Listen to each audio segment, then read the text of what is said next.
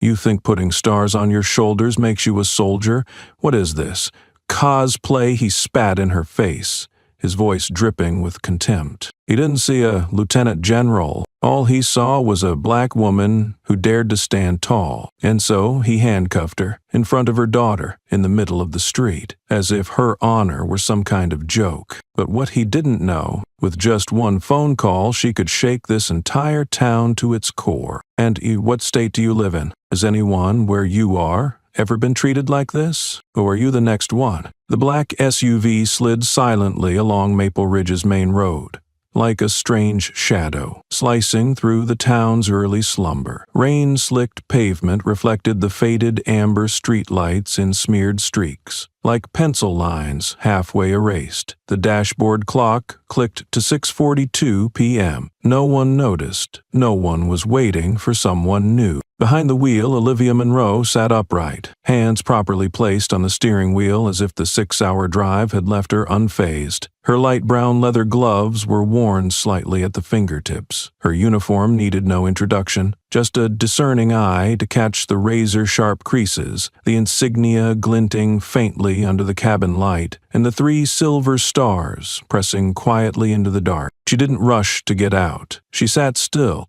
staring through the windshield, now misted over with a thin layer of condensation. Her breath fogged up the glass in faint pulses, a quiet reminder that she was alive, still watching, still reading the rhythm of a place that didn't welcome foreign beats. Under the flickering sign of Camille's Diner, she saw a dim yellow light cast over the concrete steps. A woman with neatly tied hair passed behind the window, a coffee pot in hand. Small in stature, but her eyes were direct, quick, and unflinching. Something in that gaze made Olivia nod slightly, a reflex, old and ingrained, from reading battlefields through human eyes. She removed her gloves, finger by finger, slowly, as though peeling back time itself. No ring on her hand, no softness. These were hands that had gripped rappel ropes, dangling from vibrating helicopters in pitch-black skies, that had tightened tourniquets on comrades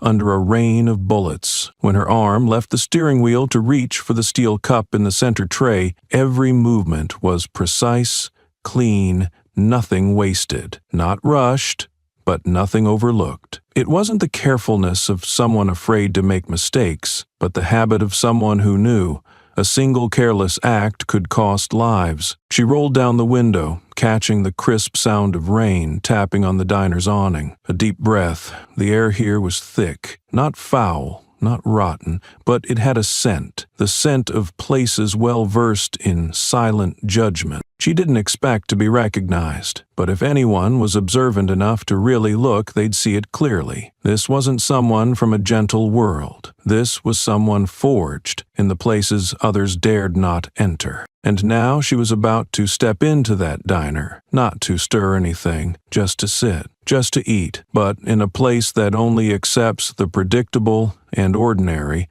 Even calm, it could be unforgivable. The soft jingle of a wind chime rang as the glass door opened. No one turned right away, but the air inside the diner tensed, like a string pulled tight, not from noise, but from a presence that didn't fit the mold. Olivia Monroe entered with the gait of someone used to scrutiny but never defined by it. Her uniform held not a single wrinkle. The silver shine on her collar was subdued, but enough to slow the clinking of cutlery by a beat. An older man at the far left table looked up, held her gaze for a second and a half, then returned to his phone. A gray-hailed couple in the last booth exchanged a glance, no words, but their eyes asked, "Where is she from?" A middle-aged woman lifting a fry to her mouth paused mid-air. No one spoke, but the silence in this small town was louder than 100 voices. Olivia didn't flinch. She wasn't used to bowing to looks. She wasn't expecting a welcome. She simply walked to a table by the window,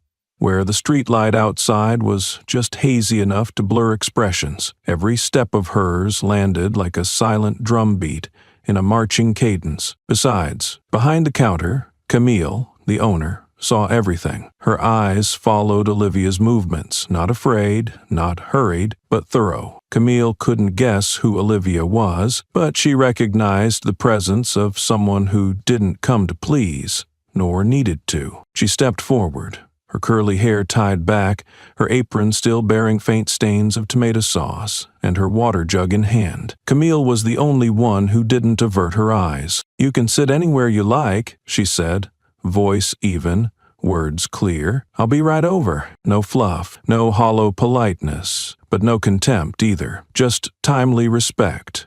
From someone who'd seen enough to know some people don't need to be known by name to deserve it. Olivia sat down, placed her cap on the table, straightened it, then removed her gloves with a softness like ritual. These weren't gestures for show, they were instinct, forced in the gray zones of life and death, where stillness was the final layer of armor. Her eyes looked out the window. Outside, the white patrol car still sat in its place, lights off, engine rumbling low, audible in the lull after an old song on the jukebox cut off mid-track. Olivia didn't look closely at the windshield. She didn't have to. She knew that kind of gaze, how men with authority looked at her without words. It wasn't curiosity, it was measuring, assessing, discarding. Camille returned, set the glass of water on the table. Hand was steady. Olivia looked at her, nodded, not a casual thanks, but the nod of a soldier acknowledging a civilian who saw with her eyes, not with prejudice. "Palm hamburger, black coffee," Olivia said. "I'll get right on it," Camille replied, and turned away. In that moment, no one knew a collision was coming, not between people, but between two worlds. One that demanded blind obedience, and one that required presence to be earned by substance. But for now, Olivia only wanted dinner, just a few minutes of peace. She wasn't here to teach lessons, not here to break the system, not here to argue. But wrongness sometimes doesn't wait to be summoned. It shows up when it feels its power threatened by the mere presence of what is right. Coffee was poured. A stream of hot brown flowed gently but decisively into the rim of a porcelain cup. The warm yellow light in the diner reflected on the rippling surface, forming a thin ring of glow like a border. And that glow, it seemed to be slowly closing in around table 7, where Lieutenant General Olivia Monroe sat, silent but unmistakably present. She held the cup with both hands, not because she was cold, not because she was trembling, but because she was too used to controlling every small movement, a survival habit forged from years of living on the razor's edge between life and death. Her hands were the hands of a commander, ones that had confirmed nighttime deployments, held dying soldiers beneath gunfire, tapped arrows on maps where each line meant a life. But today, all her hands wanted was to hold a cup of coffee, and yet the whole room felt its unrest. No one spoke to her, no one smiled, but everyone was saying something with their eyes. One look might be curiosity, 2 looks could be a coincidence, but a dozen glances, from a dozen heads turning just slightly off angle, that was no accident. That was judgment. Olivia didn't look back. She was used to walking into places like this, places where her calm was a threat, her silence a declaration, and her presence unacceptable. A young woman at the table to her left lowered her gaze to her phone, fingers scrolling the screen, but her eyes flicked sideways toward the insignia on Olivia's shoulder. Her lips tightened, holding back either a question or a comment. A man in a baseball cap across the room quietly folded his newspaper, but his eyes never left the brown leather gloves on Olivia's table. They didn't know who she was, but they knew they didn't like her kind. The door opened. A police officer walked in, white, young, uniform, neat. He didn't turn to look at Olivia, didn't greet her, didn't acknowledge her as a person. But as he passed, his eyes paused just long enough on the 3 silver stars on her left shoulder. Then he walked on. In that look, Olivia read everything. Is this for real? Are you mocking the law? Who gave you permission to wear that? But he didn't speak, and neither did she. She didn't need to explain who she was, and he wasn't entitled to ask. Silence, heavy, not the kind of silence that's peaceful, the kind that presses down on your lungs. She took a sip of coffee. The bitterness was just right, the temperature perfect. Camille had made it the way she liked, but on her tongue the bitterness wasn't just coffee. It was the taste of familiarity, the taste of being watched. Doubted, told she was too much. Doubted, told she was too much, for the crime of not being led. Olivia breathed slowly. She wasn't afraid of stairs. She had once stood before the Joint Chiefs, presenting combat strategy to 17 white men, most senior to her in rank, and none dared interrupt. There, the gaze was strategic. Here, it was erasure. She sits too straight. She dresses too formally. She doesn't smile. She doesn't say hello.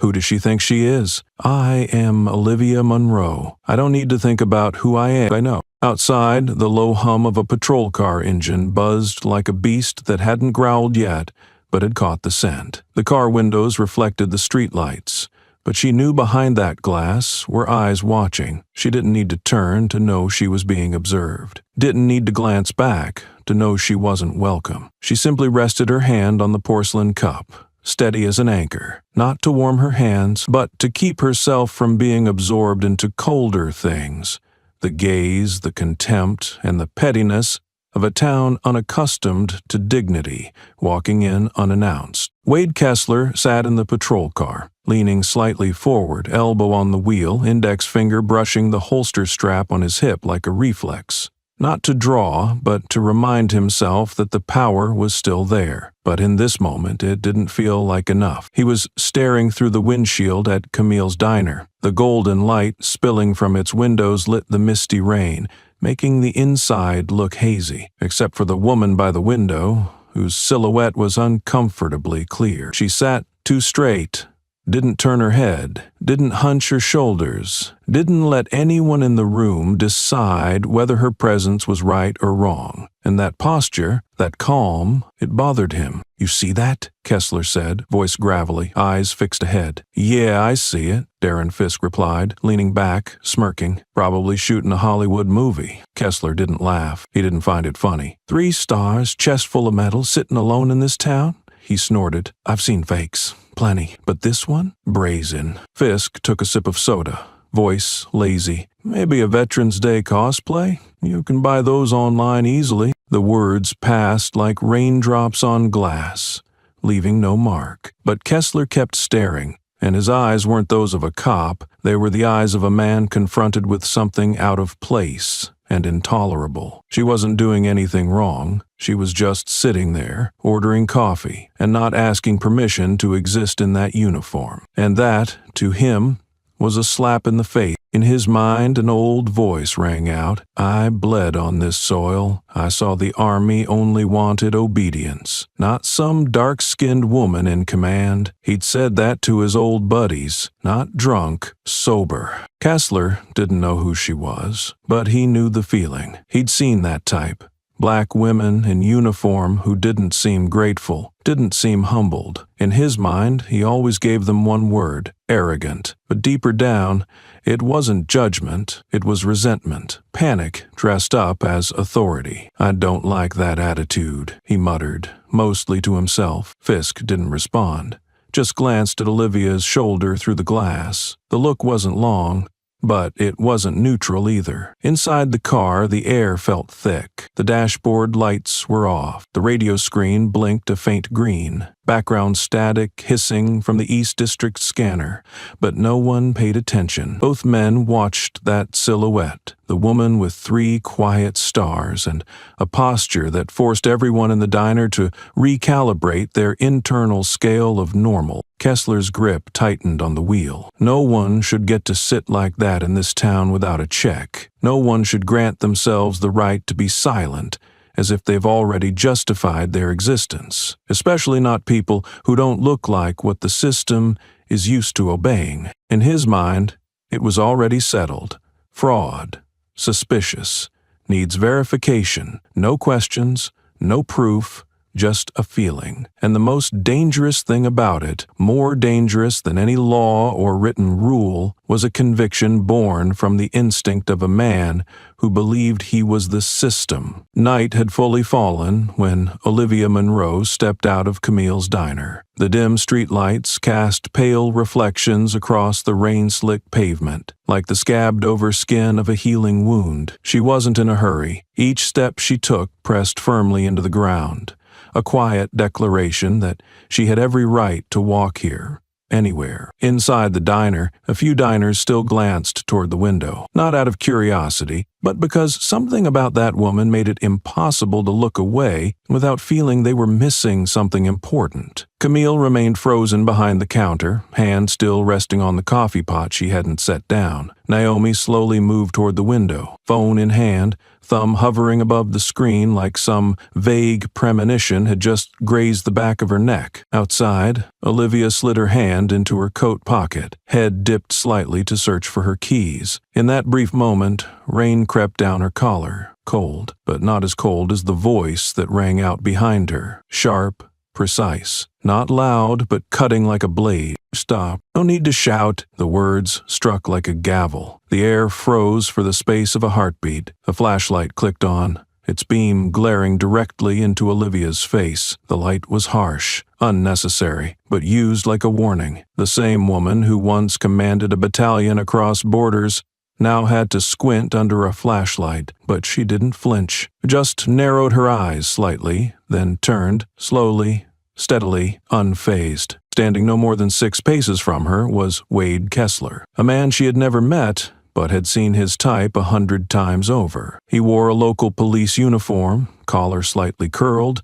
coat unbuttoned halfway. His posture was that of someone used to issuing commands without needing a reason, just bias disguised as instinct. His right hand held the flashlight, his left hovered loosely near the Glock at his hip. Not an overt threat, but a silent built-in one, like the default hum of a system used to being feared. He didn't look her in the eye. He looked at her shoulders, her chest, her insignia, then stopped, exactly where the 3 silver stars were stitched carefully on her dark blue uniform. The stars shimmered in the beam, not brightly, but enough to reflect the unease in his eyes. "Nice uniform," he said, voice slow, mocking like talking to a mischievous child. 3 stars, huh? You ordered that online?" His tone cracked slightly, like a man witnessing something just outside his capacity to process, clinging to sarcasm like a life raft. Olivia stood still, letting the light hit her face without blinking. She didn't turn away, didn't lower her shoulders. Her gaze locked onto the space between his eyes, not to intimidate, but to reframe the terms of the encounter. "I am Lieutenant General Olivia Monroe, United States Army." Her voice was calm,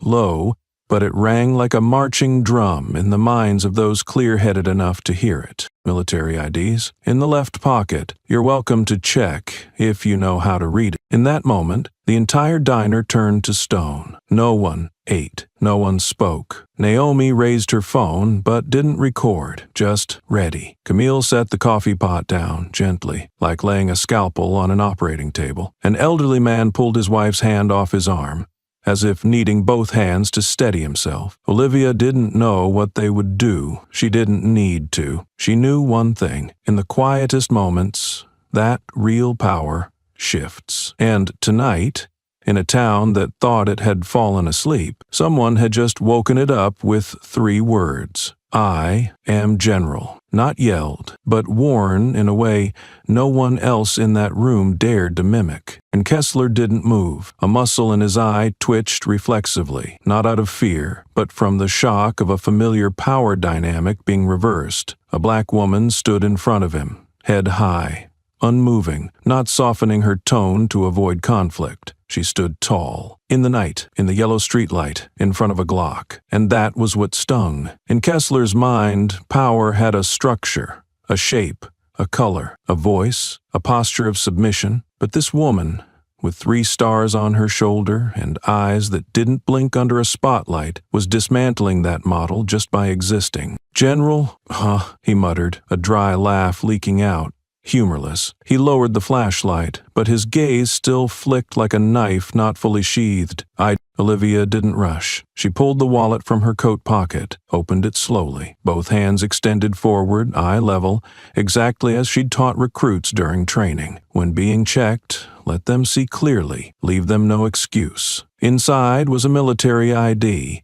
Clear photo, full name, ID number, Department of Defense seal, every detail undeniable. Kessler looked 1 second, 2. He saw it, and he knew. But he didn't want to believe it, because believing it meant he'd just mocked, challenged, and doubted an actual lieutenant general, someone far beyond his authority, someone he, by protocol, should have saluted. He took half a step back, not to make way, but to retreat from the shame about to crack open his chest. Pretty good fake, he sneered, desperate denial clinging to his words. Has a serial number and everything, but I gotta ask, a real general wandering around alone in a town like this? No escort? Inside the diner, Camille stared through the window, her lips pressed tightly, hand on her chest like she was holding something fragile from breaking. Naomi still held her phone, but now her hand had begun to shake. Wind slipped through a window gap, carrying a chill that had nothing to do with the weather.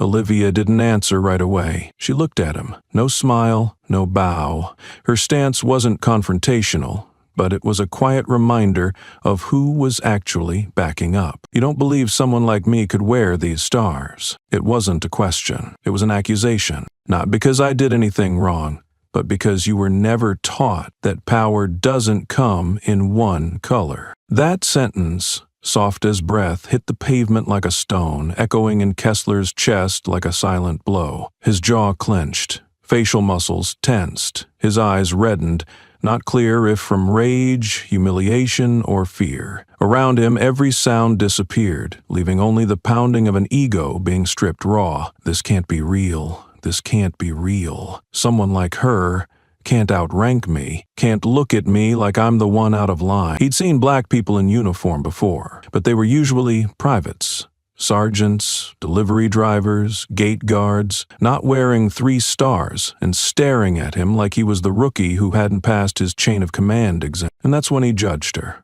Without evidence, without resistance, without logic, just with a feeling. She can't be real, because she shouldn't exist. The light mist fell onto Olivia's hair, dusting her shoulders like silver, but she didn't brush it off. She just stood there, unarmed, calm, unflinching, yet with enough presence to turn a yellow streetlight into a spotlight on truth. She didn't have to raise her voice. Her posture said everything. I don't need permission to be here. I am here, and I'm not going anywhere. Olivia stood still, wallet open in her hand, eyes steady, breathing unchanged. She had clearly confirmed her identity, presented all documents, and cooperated by the book. But the one thing she couldn't present was the only thing they truly wanted, a face they trusted. No records, not a badge, not a seal from the Department of Defense, but that sense of safety they had conditioned to associate with a certain skin tone, a familiar voice, a typical posture, and she didn't give them that. That's enough, Kessler said, like he had just completed a logical equation. But there was nothing logical in him, only frustration masked as procedure. His voice wasn't loud, but it carried the weight of authority, the kind he used on troublemaking students, vagrants, or anyone he simply didn't like. And today, he used it on a lieutenant general. Fisk approached silently. He glanced at the military ID like it was a coaster, snorted, then positioned himself behind Olivia. She could sense the shift in the air behind her, the lingering mix of cheap soda and cigarette smoke on his jacket. She didn't turn around. She didn't need to. She was used to being surrounded by polite hostility. Kessler yanked her wrist, a quick tug. Not violent, but sharp enough to say, "You're going to move my way." Olivia didn't resist. She didn't flinch, didn't shout, didn't invoke her rights. She simply tilted her head and looked at him, her gaze unwavering, sharp like a blade honed through years of being trampled. "You just identified a high-ranking officer and are proceeding beyond your jurisdiction," she said. Her voice carried no anger, no pleading, no protest. It was a warning. like a red light blinking on a volcano, cold, quiet, but enough to make the sensitive ones hesitate. But he didn't hear. He didn't need a reason. He only needed cuffs. The movement was automatic. Olivia was turned and forced onto the hood of the car. Her hand struck the cold metal, skidding slightly. The metallic click of handcuffs locking against her uniform wasn't painful, but it rang in her ears. It was the sound of legalist disrespect, the sound of a system abusing its power to convict someone who had done nothing wrong. The hood was cold. Rain seeped silently into her hair drop by drop, like time itself marking the moment. The 3 silver stars on her shoulders now pressed against the dusty gray paint of a civilian car, no longer gleaming, but pinned there by the weight of collective prejudice. Olivia said nothing. She didn't give them what they wanted, the rebellion, the struggle, the emotional outburst they could use to justify their actions. No, she let them expose their abuse of power with the clearest evidence, suppressing a black woman who was legal, certified, and proper, just not believed. Inside the cafe, Camille's mouth hung open, but no sound came out. Her hands gripped the coffee cup so tightly that it nearly shattered. Naomi stood frozen, eyes locked on the window. The camera in her hand was on, but she hadn't hit record, as if pausing time to confirm she was really seeing this. A general handcuffed for being too calm. A man leaned to the window, then quickly looked away as if afraid to be pulled into the truth. An old woman in the corner bowed her head, whispering something to God. But no one stepped outside. No one spoke. Only Olivia, alone, restrained, yet unshrunken. She was pressed against cold steel, but her stance was still upright. Not submission, just endurance. She had heard artillery, watched comrades fall, signed retreat orders through tears, but never, not once, had she felt so precisely humiliated as now. Handcuffed not because she was wrong, but because she dared to be right in a face they refused to accept. Naomi stood behind the window pane, gripping her phone until her fingertips turned white. She didn't scream, didn't cry, didn't react like in the movies when injustice strikes. She just stood there,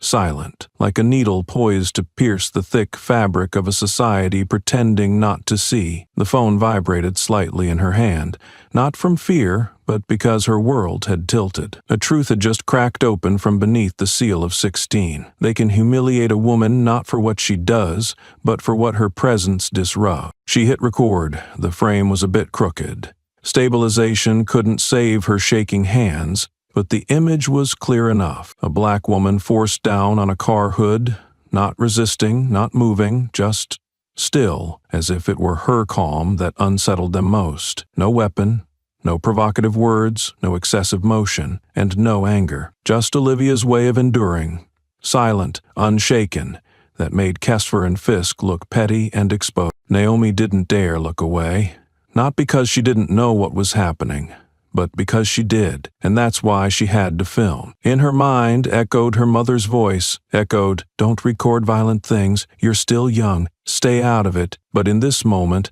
if she didn't record, who would believe it?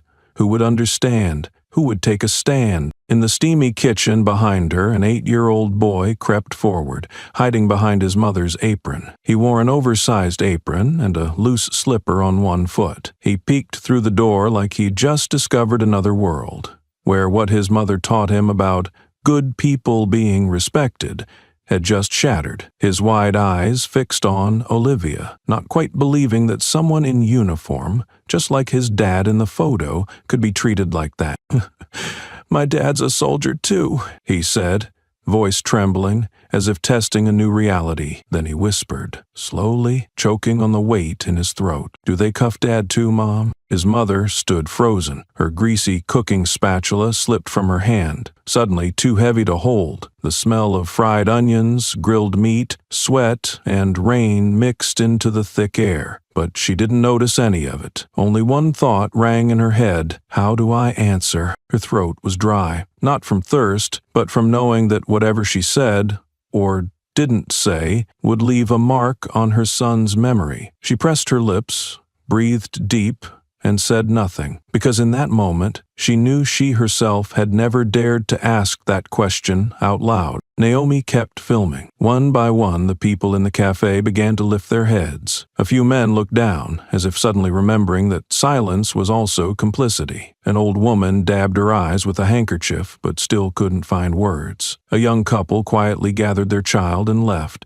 not out of protest, but because they couldn't bear to hear their kid ask, "Why?" Outside, Olivia still said nothing. Didn't resist, didn't react. But her eyes, though not fixed on anyone, cut through the glass, through the night, through cowardice. She looked straight ahead, not to escape, but as if facing all the silences that had ever pushed her aside, doubted her, made her carry the weight without complaint. But this time was different.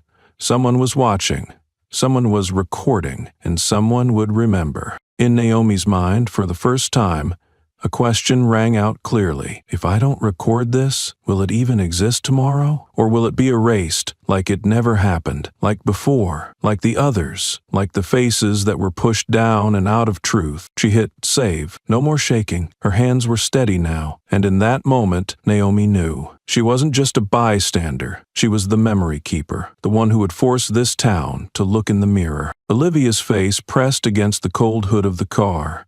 Raindrops landed on her cheek, sliding down like the sweat from training fields, but more intact than the shattering inside her right now. She didn't struggle, didn't resist. Not a single wasted movement except for the steady breath she forced herself to control. She had been in far more dangerous situations than this, hundreds of times, in the pitch-black nights of Kandahar, in silent operations in Mosul, under gunfire in Fallujah, but those were real battlefields, where enemy and ally were clearly defined. Here in the muddy parking lot of a small-town diner, where people ordered coffee and judged others with their eyes, she was being treated like an imposter. Subdued by the very uniform she once bled to honor. Her wrist was yanked backward, and in that moment, a memory burst open like a long-locked chest. 19 years old. West Point, the only black cadet in her class. In those early days, she dressed sharply, spoke with precision, crushed physical tests like a machine. But the nods from instructors always came last, as if they needed extra time to accept that someone like her was outperforming their assumptions. She didn't care. She stayed focused. She knew she had to be twice as good if she didn't want to be written off as lucky. She remembered one icy autumn morning vividly, standing at the tactical simulation board presenting 3 breakthrough strategies with higher survival probabilities than any other group. The room was silent. One instructor, Colonel Murchison, merely furrowed his brow and nodded. But in the evaluation that followed, there was only one line of feedback. Strong theoretical thinking, but lacks real combat experience. She knew. That wasn't an academic critique. That was a polite dismissal for someone with the wrong background. Meanwhile, in her group, the son of a white veteran who'd failed 3 tactical tests in a row was chosen instead. The reason recorded: demonstrates leadership potential. No analysis, just a vague affirmation, written in the ink of privilege. She still remembered sitting alone in her shared dorm room that day,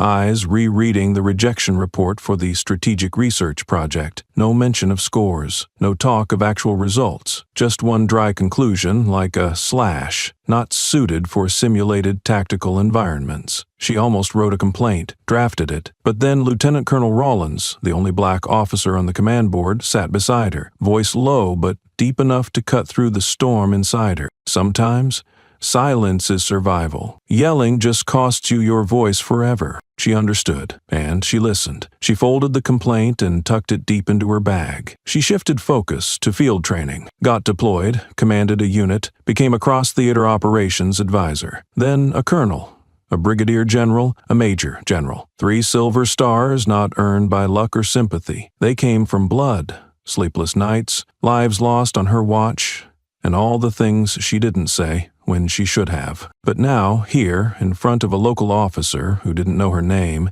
didn't need proof or reason, she was being pinned down like an imposter wearing borrowed honor. The 3 stars on her shoulder, now soaked with rain, smudged with dust, pressed against the metal like society itself, trying to crush them into the ground. Inside the diner, Camille set down her coffee cup. The sound was barely audible, like a stifled sob. Naomi stood at the window, clutching her phone tightly. No one moved, but everyone was watching. A woman who didn't scream, didn't fight, yet was being humiliated in complete silence. Olivia didn't speak. She knew. Silence didn't always mean surrender. Sometimes, silence is the buildup turned into evidence, forcing the guilty to confront the truth through their own actions, while you simply stand still. When the cuffs clicked shut, tack, Olivia closed her eyes for one exact second. Not from pain, not from exhaustion, but because she heard that sound in 3 places at once, on the hood, in her memory, and in her soul. That solitary metallic click wasn't just a physical signal, it was a bell, a reminder that sometimes power isn't stripped by guns or bombs, but by the casual press of a hand from someone unworthy of touching your shoulder. And this wasn't the first time. The first was at a military base gate when she was 27, in full uniform. Regulation ID with the chip. A white guard looked her up and down, then asked, "Is this a real ID?" His eyes couldn't hide the disdain, like she were a low-budget actress playing a soldier. She was held for 45 minutes in the midday sun. No water, no explanation, no apology, even after her superior confirmed, "Release her. She's my operations officer." The gate opened. No one said a word. She walked through, head high. But inside, something cracked. The second time was at an airport. She wore civilian clothes and military backpack. A female security agent stopped her at the scanner. "Where'd you get this bag?" she asked. Then asked again, and again. Olivia showed her military ID. They kept it.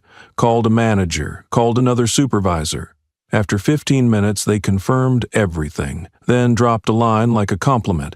"You look a lot younger than your rank, huh?" They laughed, lightly, and she felt the weight of ice water poured on her heart. The third was at a regional military meeting, 13 senior officers. She arrived on time, sat in her seat, prepared meticulously. When it was her turn to present the joint operation plan, an older white general squinted and said, "Ah, the curly-haired secretary. What are you presenting again?" Not a question, a gaze that saw through her as if the uniform were costume. She stayed silent.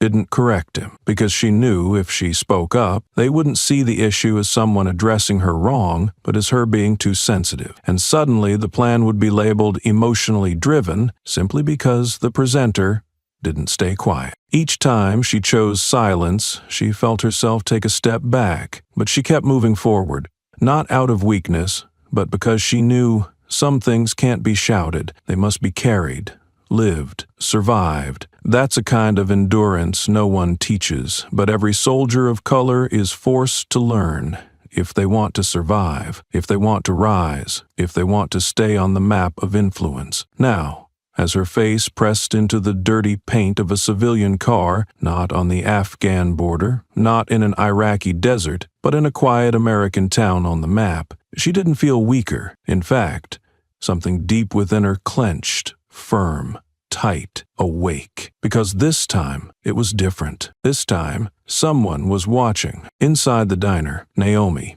Camille's daughter, held her phone up, recording, 16 years old. She didn't shout, didn't cry, but her hands held the frame steady, as if every raindrop, every expression, every clink of the cuffs needed to be preserved as historical evidence. And in the kitchen, a black mother clutched her cooking spatula so tightly her knuckles went white. She didn't step out, but her eyes never left the window. No words, no rush, just one gaze, enough for Olivia to know someone was hurting with her. Olivia said nothing. She didn't need to yell anymore, because this time someone would remember. Someone would retell it. Someone would post the video. Someone would share it. Someone would see. This wasn't just a mistaken arrest, but proof of a system that had long since rotted. She said nothing, but inside, she whispered, not to the man cuffing her, not to the cold car, but to herself, to the self that had swallowed too many humiliations. This time,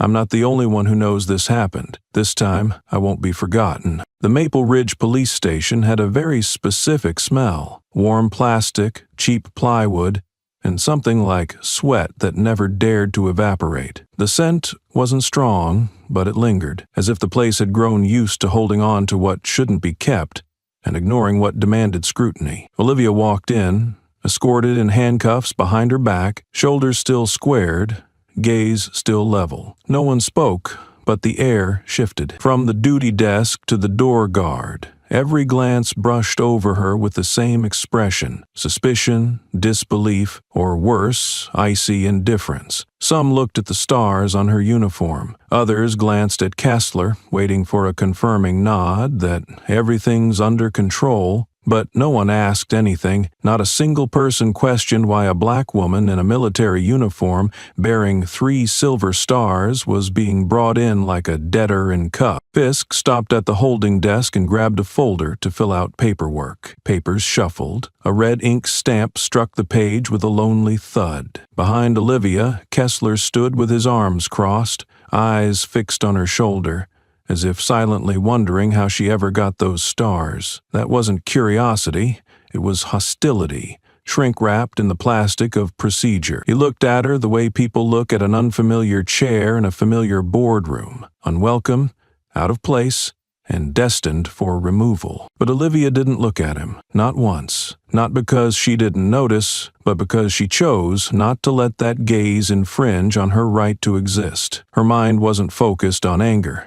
It was sharp, focused. Someone who had faced death didn't react to looks, only to real threats. Then she passed a glass door down the hall, marked with a plain sticker: Internal Archives. Unauthorized entry prohibited. Her eyes barely glanced over it, but something else caught them. A small slip of paper sitting on a file shelf inside. It read, Case ID FE 1179, such as Operation Bastion. She froze. Didn't turn, didn't blink. Her gaze just stopped, like someone had paused time mid-reel. She knew that name, knew it too well. Operation Bastion, a year-long investigation launched by the Department of Defense in collaboration with Army Intelligence and the Office of Military Justice. The objective: to trace infiltration by right-wing militia groups into small towns with sympathetic police forces, disillusioned veterans, and patriot community watch fronts. Maple Ridge, where she now stood, had been a red-hot zone on that map, and she, then Colonel Monroe, had been in charge of the records analysis team. She still remembered the first briefing at Fort Gordon, where she outlined the behavioral modeling of a self-styled group called the Ridge Watchmen. Unregistered, but with a paramilitary structure, live-fire training, uniforms without insignia, and racially coded symbols on their shirts. She had reported clearly. At least 3 members were veterans, 2 were part of local law enforcement. The name Wade Kessler appeared 3 times in the report, not as a target but as an unofficial collaborator, a man who provided venues for secret training, who moved logistics for a group outside the law, and, most crucially, who was present at 2 armed drills, caught by military drone footage, but labeled as technical support to evade investigation. Olivia remembered every blurred frame of that footage because she was the one who reconstructed the tactical behavior, shot by shot. Kessler's face bore no insignia then, just a faded camo shirt, a wall map, and a hand giving orders like someone with real command authority. And now that man, once lurked in legal gray zones, was wearing a badge and using it to handcuff her. There was no such thing as coincidence. Olivia understood. A society that fails to deal with its rot will see it return under new uniforms, new names. This time, it came dressed in blue. She turned away, said nothing, but something had changed in her eyes. One question began to quietly form: if he remembers me, does he know I remember him even better? She was taken to a temporary holding cell. Cold concrete floor, walls stained with the color of time. No blood, no batons. But pain arrived another way, through the silence of power, trying to prove it had won. The steel door slammed shut, but softly. It didn't need force. The chill inside was enough to seal everything out. She stood still for a few seconds, then sat slowly on the room's only chair. No backrest, bent metal, cold like the suspicion this town held for anyone who didn't look like them. The cuffs had left red marks around her wrists, even circular, like reverse medals awarded by those who couldn't tell the difference between honor and armed bias. Through the small window in the cell door, Kessler stood watching, silent, arms crossed, body tilted forward as if something inside him had just shifted. He no longer looked at her like an imposter. The scorn from the parking lot was gone. Now he stared like he'd seen a ghost, something familiar, chilling, impossible to dismiss as mistaken identity. A crease formed between his brows, lips tightened. Something flickered in his eyes, strange, hesitant, almost afraid. Then it vanished, crushed under reflex. But Olivia saw it. She didn't need much. A diverted glance, a shoulder twitch, a chest breath held too long. She'd read the body language of soldiers pushed to the brink, and Kessler, right now, was no different. He was remembering, or, more accurately, being forced to face what he had buried, not because Olivia said anything, but because of her presence. In that uniform, in this station, at this moment, he thought his past was buried, was memory knocking without permission. Olivia lifted her head.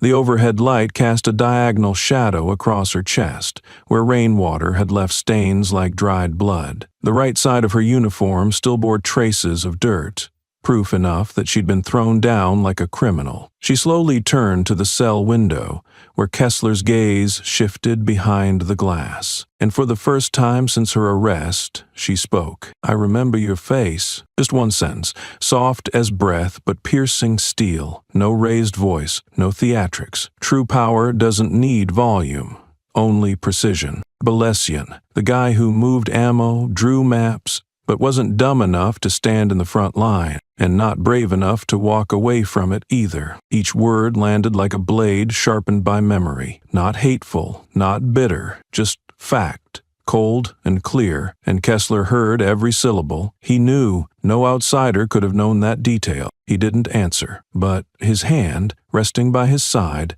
clenched slightly. His thumb slid over the safety on his Glock as if by reflex, one he didn't control. For the first time today, Kessler had lost his grip on the situation, and he knew it. He didn't need evidence. What unmoored him wasn't a report, it was memory. The memory of someone he thought would never come back. In Olivia's mind, there was no victory. She didn't need one. She felt only one thing: the surfacing of a history society tried to bury. A verdict he thought sealed in a classified file was knocking again, not with accusations, but with the presence of someone he once ran from, and this time he didn't get to turn away. If he backed off now, it wouldn't be to regain control, but to avoid staring deeper into the eyes of the woman behind bars, the one he missed last time. Not because of a lack of evidence, but because he thought it would all stay buried. He was wrong, and now that wrongness was alive again.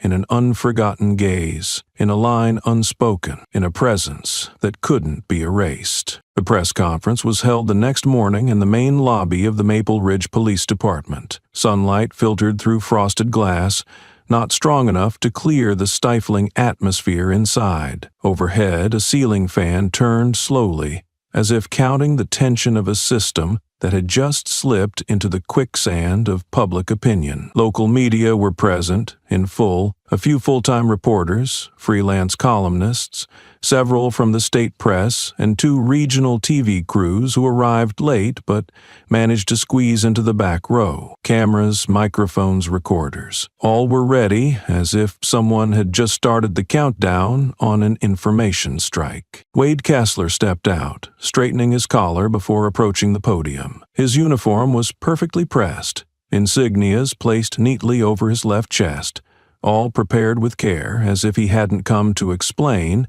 but to declare. No Fisk by his side, no lawyer, no support staff, just him, standing upright. But Olivia had once said, "A steady gaze doesn't mean honesty. Sometimes it's just the reflex of someone who's learned to lie without blinking." "The incident last night was a sensitive situation," he began with a calm voice, each word sliding out like a fresh coat of paint over a cracked wall. "We approached an individual exhibiting suspicious behavior who refused to cooperate and did not present identification immediately. A soft rustling of pens began among the reporters. Some exchanged glances.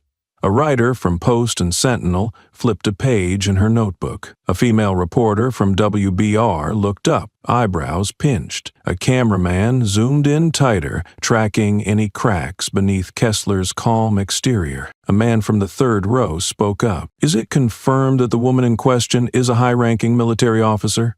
Kessler tilted his head slightly, nodding. No blinking. Lips pressed together like he was weighing a line already rehearsed. "We are in the process of verifying her identity, but at the time of the encounter, the individual failed to comply with instructions, maintained a confrontational stance, and did not produce a valid ID immediately. Our personnel followed proper procedure." The words dropped like a stone into still water, not shattering but rippling out waves of doubt. Some scribbled on, others looked up, waiting for something more solid. But Kessler offered nothing further. He didn't have to. He wasn't there to prove anything, only to seed uncertainty, not with facts but with carefully neutral phrasing crafted to sow doubt without taking responsibility. A woman stood with a mic in hand. "Is there any body cam footage being released? We understand officers are equipped during operations." "Not at this time," Kessler replied. "The footage is currently under internal review. We will release it once the analysis is complete." Another dodge. A stall tactic, not a denial, not confirmation, not a commitment, just long enough to let the story dissolve in the churn of daily headlines, long enough for people to forget the original image. Then he ended with a line carefully planted like a wedge between opposing sides. "We do not discriminate, but we also cannot afford to be lenient simply because someone holds a high title." A double-edged sentence. On one side, reassurance. On the other, implication. A velvet-coated bullet aimed at the dignity of the woman arrested, as if her rank were just a veneer that still needed verifying. In the back of the room, a veteran journalist shook his head and scribbled in his notebook. "Spokesman spins like a pro." A female reporter whispered to her colleague, "It's like he's not lying, but also not telling the truth." "That's the most dangerous kind," the other replied, and in that moment, Kessler didn't need to prove Olivia wrong. He just needed to make people unsure she was right. In the small kitchen behind Camille's diner, the fluorescent light flickered overhead, undecided between bright and dim. Naomi's 8-year-old daughter sat still on a wooden chair with a scratch on its leg. Her phone buzzed softly in her hand, replaying the video once more. Her face no longer held the fear of the night before. Now it was the face of someone who had learned something that couldn't be unseen and refused to stay silent. "You know it was wrong. You can't pretend you didn't see it." Camille sat beside her, holding her daughter's hand tightly. Her large hand covered Naomi's completely. They both stared at the screen, showing Olivia being pushed onto the car hood, her face calm, not resisting, yet still cuffed in the cold rain. No narration, no effects, no soundtrack, but each frame was a cut, and Camille, who had lived through decades of injustice painted over with peace in this town, saw it clearly. This wasn't just Olivia's story. It was a raw cross-section of a truth the whole community had grown used to ignoring. Naomi looked up, eyes still on the screen, but her voice found clarity. "Mr. Camille, if we don't post this video, they'll keep lying, won't they?" Camille didn't answer right away. She drew a breath, holding back the tremble building inside her. Then she nodded slowly, biting her lip, her voice deep and firm like bedrock in a flood. "If you were brave enough to record it, I'll be brave enough to help you speak." Naomi hit post. She changed her account name to @Naomi_M8, the M for Monroe. A quiet declaration that she wasn't just the one behind the camera, but the witness carrying her mother's name. No long caption, just one line. "Last night, my mom. No resistance, no belief." Within 10 minutes, the clip began circulating in community groups. No background music, no dramatics, just Olivia, handcuffed, her gaze calm, her mouth silent. But Kessler's slight flinch said everything. The footage was shaky, but clear enough. She hadn't resisted, hadn't refused. She just wasn't believed. Back at the station, Kessler's phone buzzed constantly. A notification popped up. Trending, Monroe Truth, a hashtag just born already shared over 12,000 times. He opened the video. 2 seconds to recognize the angle, 3 to place the moment. By the 5th second, his own face filled the screen, hand gripping the wrist of a woman in uniform. Expression unreadable, but gaze evasive. He knew he'd been caught.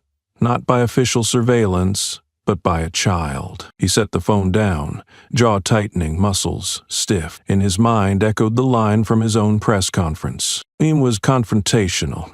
Failed to present valid ID, officers followed procedure. But now, each phrase felt like a crooked nail digging into his scalp. No resistance, no raised voice. Just a black woman, too calm to be trusted. Camille gently ran her hand across Naomi's back. They sat in the kitchen without a word. No celebration, no cheers, just a shared look. And the quiet knowledge that something had changed. Not society, not the system, not yet, but the right to tell the story as it happened, not through the voice of power, but through the lens of a child, someone not yet trained to look away, and so chose to preserve the truth. Comments started rolling in. You can see the truth just in her eyes. I'm a vet.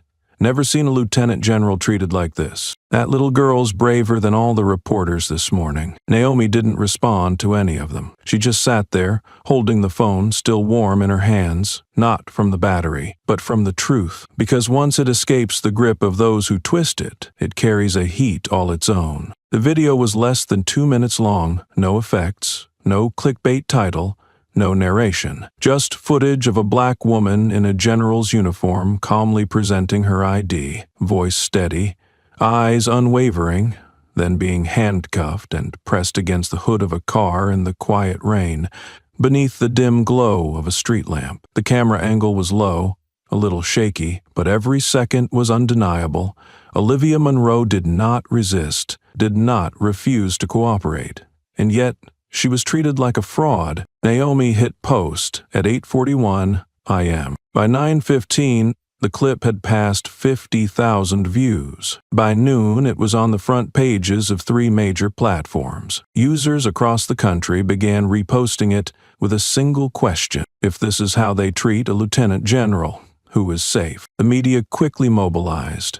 Journalists who had previously interviewed Olivia on topics like defense strategy at Fort Bragg, Army reform, and women in combat began speaking up. They confirmed the woman in the video was Lieutenant General Olivia Monroe, one of the rare military minds of her generation, the woman who had overseen the federal force realignment, the woman honored by the Secretary of Defense for her civilian protection strategies in Eastern Europe. The news spread exponentially. National television cut broadcasts for breaking coverage. CNN ran the headline, U.S. General handcuffed by local police.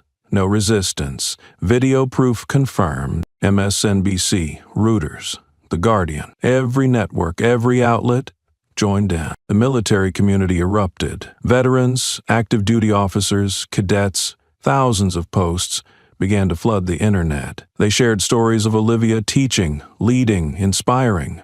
One wrote, "I once served under her command. She never had to shout. She just stood still, and the entire company straightened up." And now the entire country was seeing what a small town thought it could bury. Truth, when pushed down, rises again, carried by the dignity of the person it once tried to silence. Olivia sat on a cold metal chair in the makeshift interrogation room. Red marks still circled her wrists from the cuffs. Rain-soaked fabric clung to her skin, and the chill sank from her flesh deep into her spine. No one spoke. No one dared to meet her eyes. In that stifling room, time didn't pass. It stalled. Quietly, as if the world itself was waiting for an explanation that would never come from the side that owed it. She didn't call the lawyer. Didn't need to, not because she didn't know her rights, but because she knew where real power lived. Not in the words printed on the walls of a holding cell, but in the people who could command the machine to halt, or crush. She pulled a phone from her breast pocket, a simple device that once held life and death coordinates in combat zones. Her fingers tapped a string of numbers, no contacts, no hesitation. The line picked up after 2 rings. Valerie Langston. Olivia didn't need to introduce herself. They cuffed me. No cause. Maple Ridge. A beat of silence. No shock, no outrage. Just a breath. Cold and sharp. How long? 45 minutes. Valerie asked nothing more. She didn't need context. No hearing. 3 minutes. If they don't uncuff you, I'll mobilize from Fort Bragg. No drills, real action.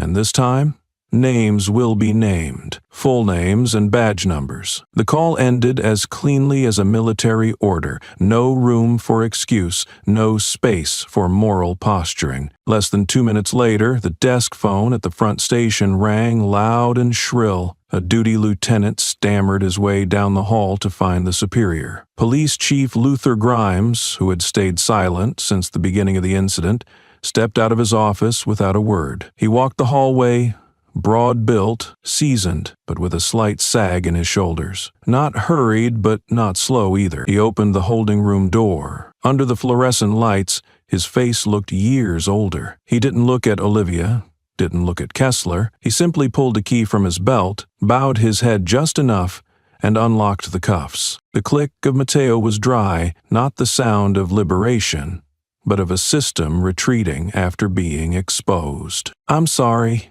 Grimes said softly, but loud enough for everyone to hear. Olivia said nothing, not out of pride, but because that apology had come too late and carried no acknowledgement. It couldn't erase the fact that she, a lieutenant general of the United States Army, had been shackled like a fraud on the soil she once defended. The cuffs were off, but honor isn't restored with a key. It demands more, something larger, a reckoning, a purge. Olivia stood up. She said nothing more, but every step she took, steady, upright, eyes forward, was its own declaration. The real fight begins now. No more bowing, no more letting it slide, not one more time. Camille, the only woman who spoke up that rainy night, wasn't a politician, wasn't an activist, held no academic titles or plaques on her wall. She was simply a diner owner, a mother, an ordinary citizen. But it was her calm voice asking the officer, "Do you know who she is?" that became the first period ending Maple Ridge's long, heavy silence. By the next morning, before the news outlets could catch up, word had already spread throughout town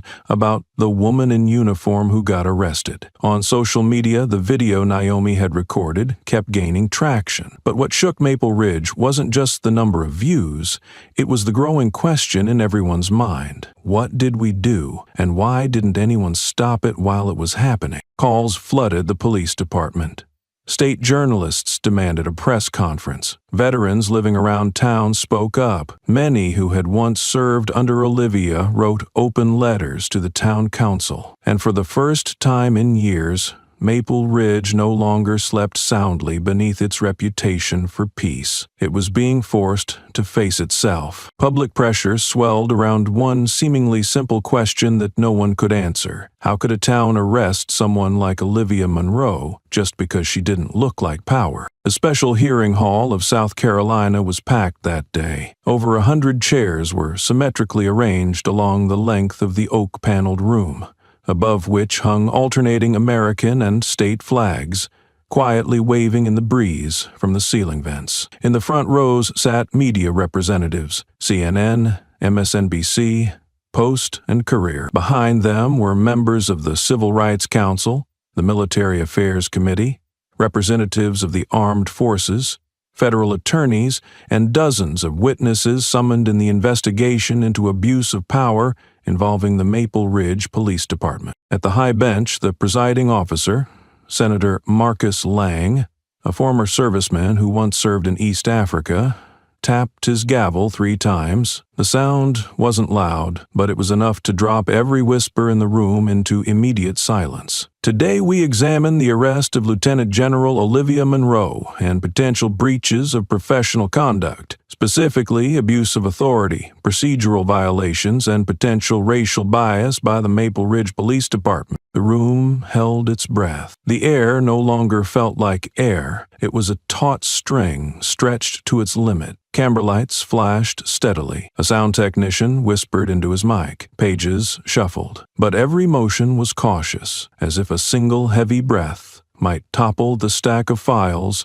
waiting to be unsealed. Kessler sat in the witness section, next to his attorney. He wore a white shirt, gray tie, and had hung his blazer neatly over the back of his chair, trying to appear neutral, neither defensive nor arrogant, but his eyes kept darting toward the cameras. His hands were locked tightly together, wrists marked red. Every time someone mentioned Olivia Monroe, his eyelid twitched, an involuntary reaction he couldn't hide. Olivia sat in the front row, not as the accused, but as the undeniable focal point of a truth too large to ignore. She wore her military uniform, immaculate. The 3 silver stars on her shoulders shone just enough to make those walking past lower their gaze. She didn't need to prove anything anymore. She only needed to be there, present, and let the system unmask itself. After 2 rounds of testimony, from Chief Grimes and a military liaison from Fort Bragg, the presiding officer raised his head, voice low. "Third witness, please approach." The clerk read aloud, "Naomi Monroe." A stir swept the room. Heads turned.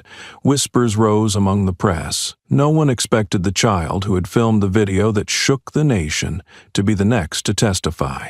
Not via screen, but in the flesh. Naomi walked forward. Her hair was tied neatly to one side. A dark dress fit her small frame. Her eyes stayed low, but her steps were steady. She didn't take her mother's hand, didn't need guiding, just walked small, firm steps.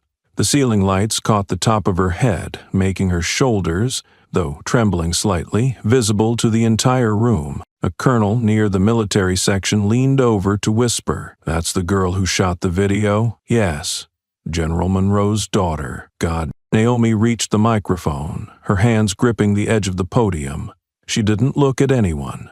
Her gaze aimed toward the middle distance, as if trying to remember not just the image of that night, but the exact feeling that made her press record. The coordinator leaned down and asked gently, "Are you ready?" She nodded. And in that moment, the room full of politicians, officers, lawyers, and reporters fell into complete silence. This was no longer a hearing. It was no longer a procedure. It was the moment a child recalibrated the moral scale. With a simple truth, an entire grown town had once tried to dismiss. Naomi stood at the mic, her small hands clasped tightly, fingers interlaced like letting go would mean losing part of herself. The podium was too high, and she had to stretch a little to speak directly into the microphone. The overhead lights made her brown hair shimmer faintly, but they didn't hide the tremble at the corner of her lips. A few camera shutters clicked softly. This wasn't the street. Here,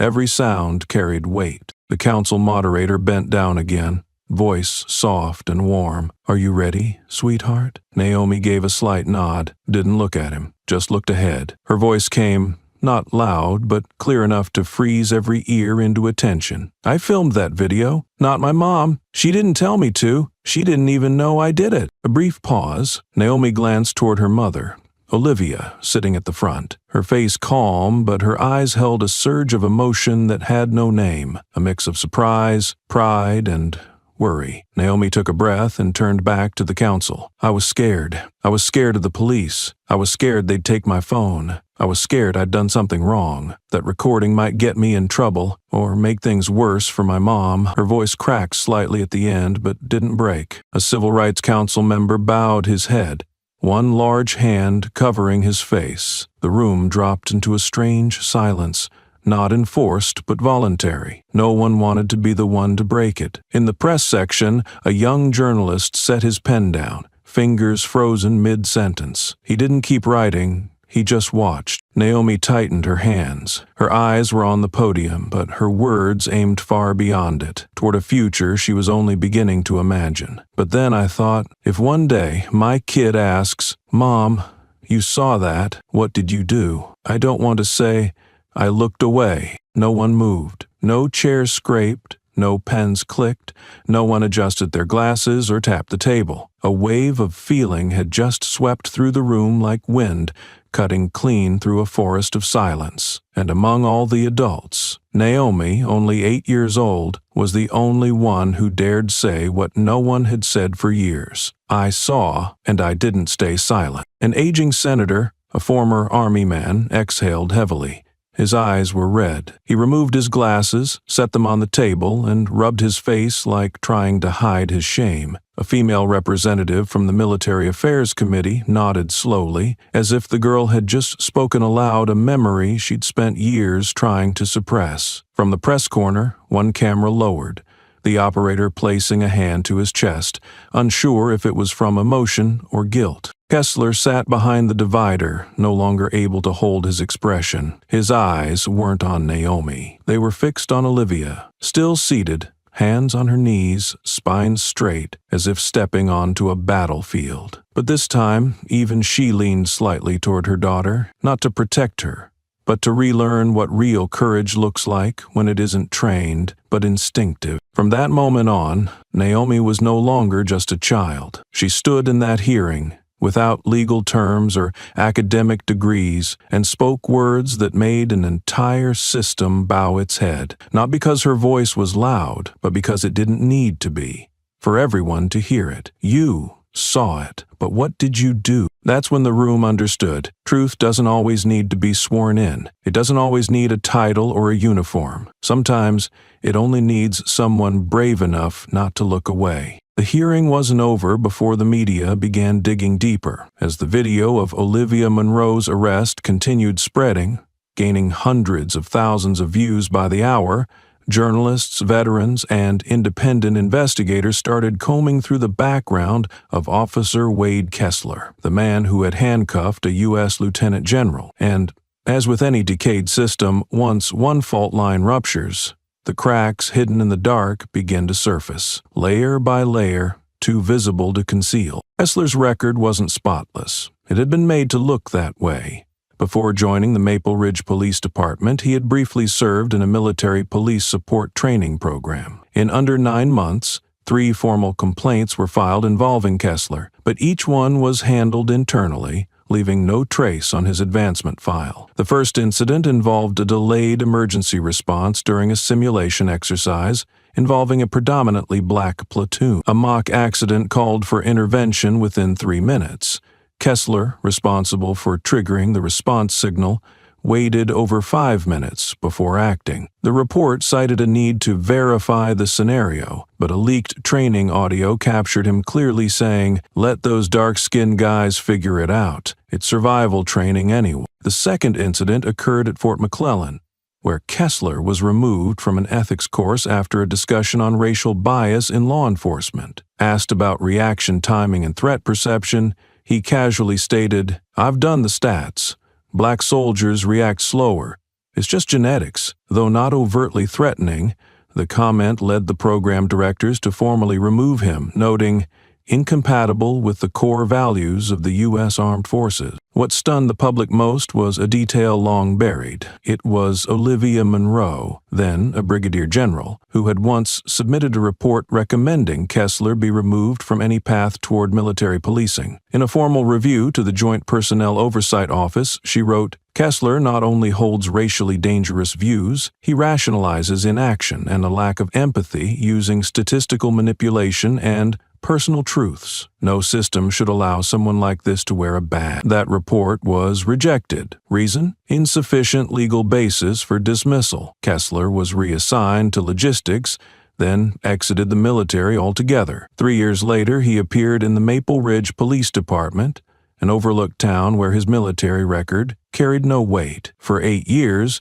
he built a persona of being strict, disciplined, and uncompromising, until he crossed paths again with the one person who once marked him as unfit. He recognized Olivia instantly. She didn't acknowledge the past, didn't reveal any sign of recognition, but he knew. He knew from the moment she raised her head and calmly offered her ID. That look, that voice, that unapologetic composure, It was unforgettable, because 8 years ago, it was that same gaze that froze his transition file permanently. When these details aired during the 9 p.m. segment of the National Courier, public outrage surged beyond the military community. The narrative shifted. This wasn't a misunderstanding or procedural mishap. It was a personal act of retaliation, carried out under the protection of law enforcement. And once that was exposed, the shield behind it collapsed. The Maple Ridge Police Department was ordered to release 10 years' worth of internal records. The town council convened an emergency session. 2 officers who approved Kessler's hiring in 2016 were placed under investigation. For the first time in the town's history, residents lined up at City Hall to sign a petition demanding the removal of the department's entire leadership. Olivia didn't speak. She gave no interviews. But the next morning, she returned to Fort Bragg in full uniform, walking straight into the Strategic Command Center as if nothing had happened, and everyone who saw her, privates, officers, generals, stood at attention as she passed, not because she was a victim, but because she was a survivor, not only of wars, but of a system built to crush her. Kessler said nothing.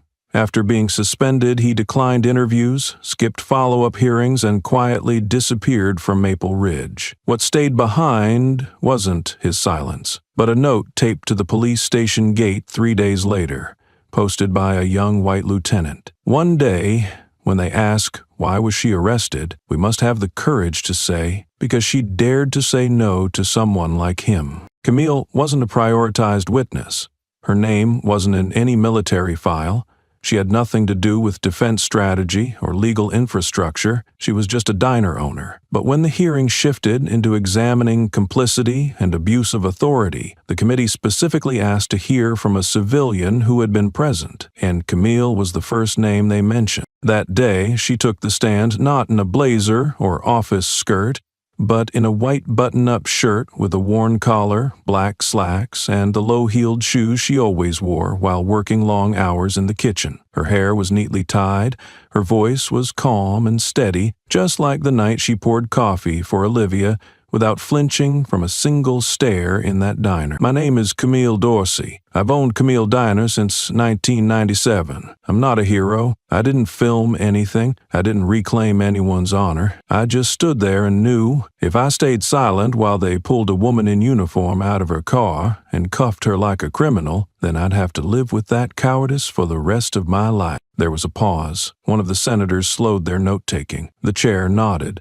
motioning for her to continue. Camille inhaled deeply, speaking to the room without locking eyes with anyone. "I didn't know she was a lieutenant general. I just saw a black woman being treated terribly, far worse than anyone should be, even though she hadn't done a thing. And I remember thinking, if I don't say something, who will? No one, because everyone else in that diner, they looked, then turned away." She turned slightly toward Kessler, not with anger, but with clarity. "I'm not here to accuse anyone. I'm here because I can't pretend I didn't see what happened. I don't have the right to forget." Her testimony wasn't long. No grandstanding, no embellishments. But when she stepped down from the stand, the entire room, unprompted, stood and applauded. Not because she spoke dramatically, but because she voiced what too many had swallowed for far too long. 2 weeks after the hearing, Camille received a letter from the University of Virginia, an invitation to be a guest speaker in a cross-disciplinary session for students of law, journalism, and sociology. At first, she declined. She said she wasn't a professor, had no degree, wasn't comfortable holding a microphone. But Nomia, the child who recorded the video, looked at her and said, "You were the first one who didn't look away." That made it impossible to refuse. The event was held in the largest auditorium of the sociology department.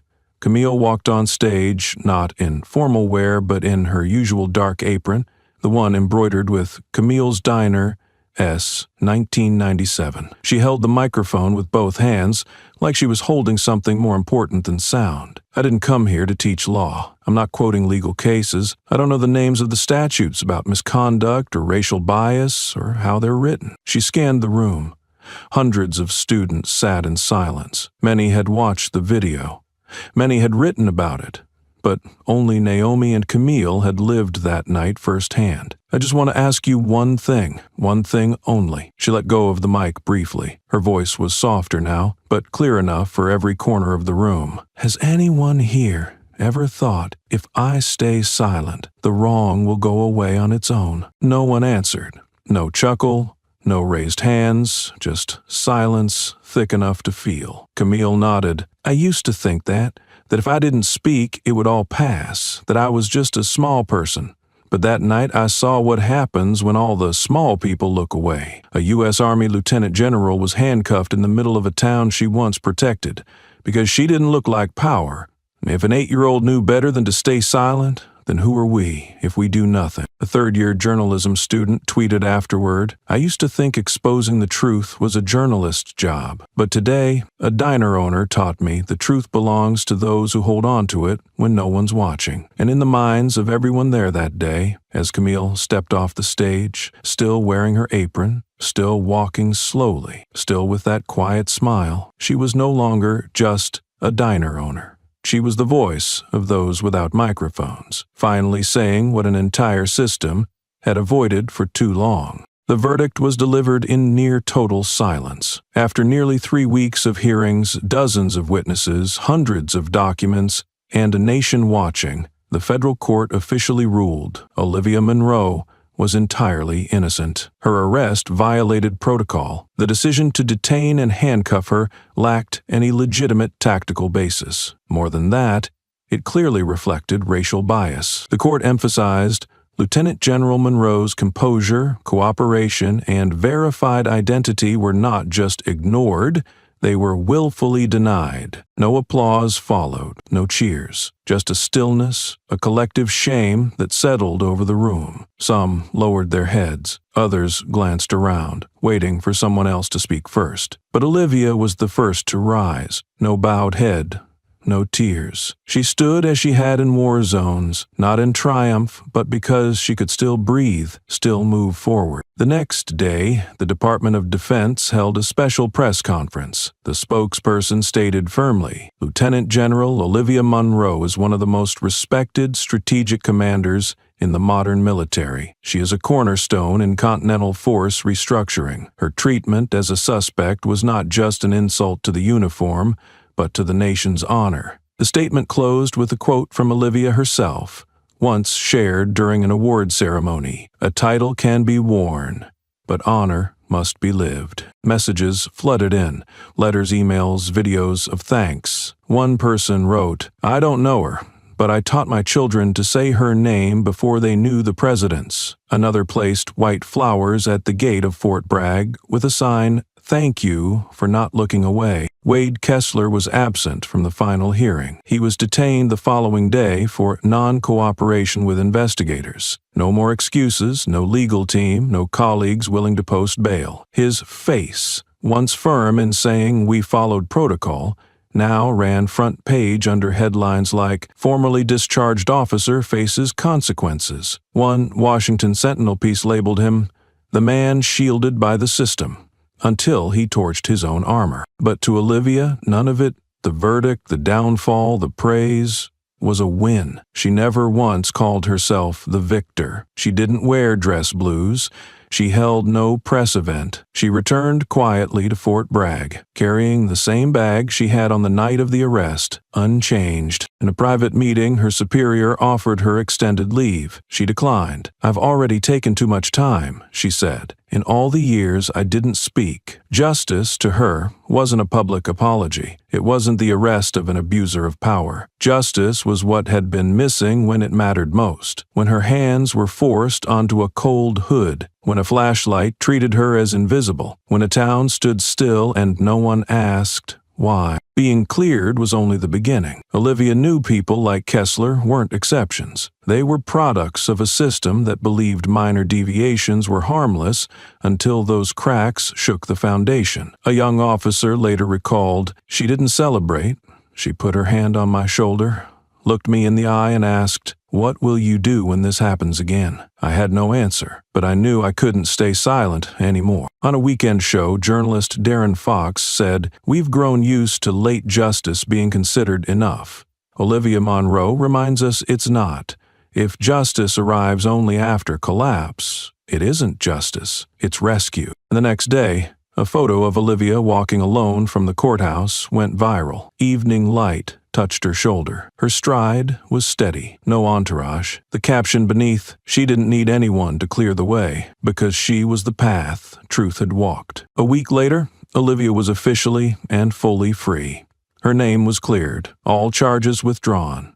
Publicly, she was the woman who won, the general restored, the hero in uniform. The press called her the voice of silent justice, the general who moved a nation without raising her voice. But Olivia didn't celebrate. To her, justice wasn't an end point. It was a fork in the road, where, after all the harm, she now had the right to choose how she would continue. The following Monday, her lawyer presented a civil suit proposal to claim damages from Kessler. Given the reputational harm, we can seek 7 figures. This is more than money, it's about accountability, he said. Olivia nodded, but didn't sign. I'm not suing, she said plainly. The lawyer froze. Why not? This is your chance to send a message. Olivia looked out the window. I've sent enough messages. Now, I need to change the mechanism. She didn't refuse out of mercy or forgiveness. She didn't forgive. She just refused to waste time. If all she did was sue one man,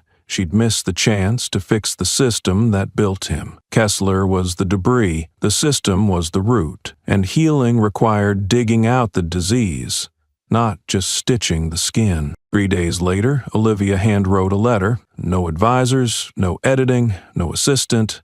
Black ink, clean paper, steady script. Just 3 paragraphs. But attached was a thick dossier, the first draft of the Mirror Protocol. The letter was mailed directly to the governor of South Carolina. No urgent label, no bold fonts. But 1 day later, it sat on the state cabinet's desk. The signature read, Lieutenant General Olivia Munro. In it she wrote, "We've allowed too many minor flaws to pass, thinking they were harmless, but they are cracks. One day, the whole foundation will fall. Then, if we have the courage to look in the mirror and correct our posture, we won't need to brace for collapse." She ended not with a request, but a challenge. Let your state be the first to fix the mirror before it breaks. Mirror Protocol wasn't a slogan. It was a field-ready reform blueprint, based on senior military training and NATO behavioral audit models. Officers would undergo both scheduled and random ethics evaluations. Every civilian encounter would require a self-request.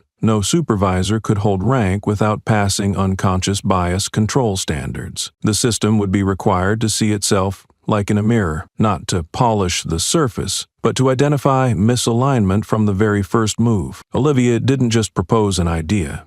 She included an advisor list, retired generals, criminal justice experts, behavior analysts. She asked for no funding, no control, just one word: implement. The governor needed just 30 minutes to prioritize the proposal. Within 48 hours, the cabinet voted, nearly unanimously. Interest spread across states. 3 invited her to speak. 2 think tanks called for forums. But Olivia stayed at Fort Bragg. Her role was to create the tool, then let the system decide if it had the courage to use it. Mirror Protocol launched without branding. No event, no videos, just a proposal on plain paper. Title in bold: Mirror Protocol, Reflect to Realign. One name in the corner: LT General Olivia Munro. The program was built as a behavioral integrity system rooted in military ethics, not trust, not sentiment, not institutional privilege. The core was reflection. Every action from first contact to final report compared against a pre-defined standard, like military performance audits in peacetime. If a weapon was drawn, the system asked not only was there danger, but did the officer's posture align with stress de-escalation protocol? If someone was arrested for non-compliance, the system traced tone, language. Was the officer's first sentence, "Let me see your ID," or "Good evening, how can I help you?" No one was exempt. No ranking officer was above the quarterly review. All training was redesigned from scratch by a coalition of generals, behavioral scientists, military trainers, and independent civilian reps. Officers didn't just learn how to shoot, but how to stand. Not just when they could touch someone, but when stepping back showed greater command. Olivia didn't hold press briefings. She let the system run. She only served as consultant when asked. In the first closed-door session with representatives from multiple states, she said only 3 things. This is not a disciplinary program. It's a mirror. All armed forces reflect on themselves. Police must too, because you don't just enforce law, you represent. Whether civilians survive the moment law meets reality. We cannot ask the public to trust us if we lack the courage to look at ourselves. Those words spread faster than the documents. Within a week, South Carolina's council passed the MIR protocol with 94% approval, a record for internal reform. Even more surprising was the speed. In 30 days, 5 states requested the framework. 2 committed to trial implementation. A Western state known for its conservatism held its own review to answer a single question. How did a black woman do what we never imagined possible? Media called it a shift from reaction to prevention. Policy experts called it a bitter but necessary medicine to save public trust. But ordinary people, like Camille, the diner owner, said it best. Finally, something makes them relearn how to be people before they're cops. When asked to appear on TV, Olivia declined. When invited to run for governor, she declined. When offered a book deal,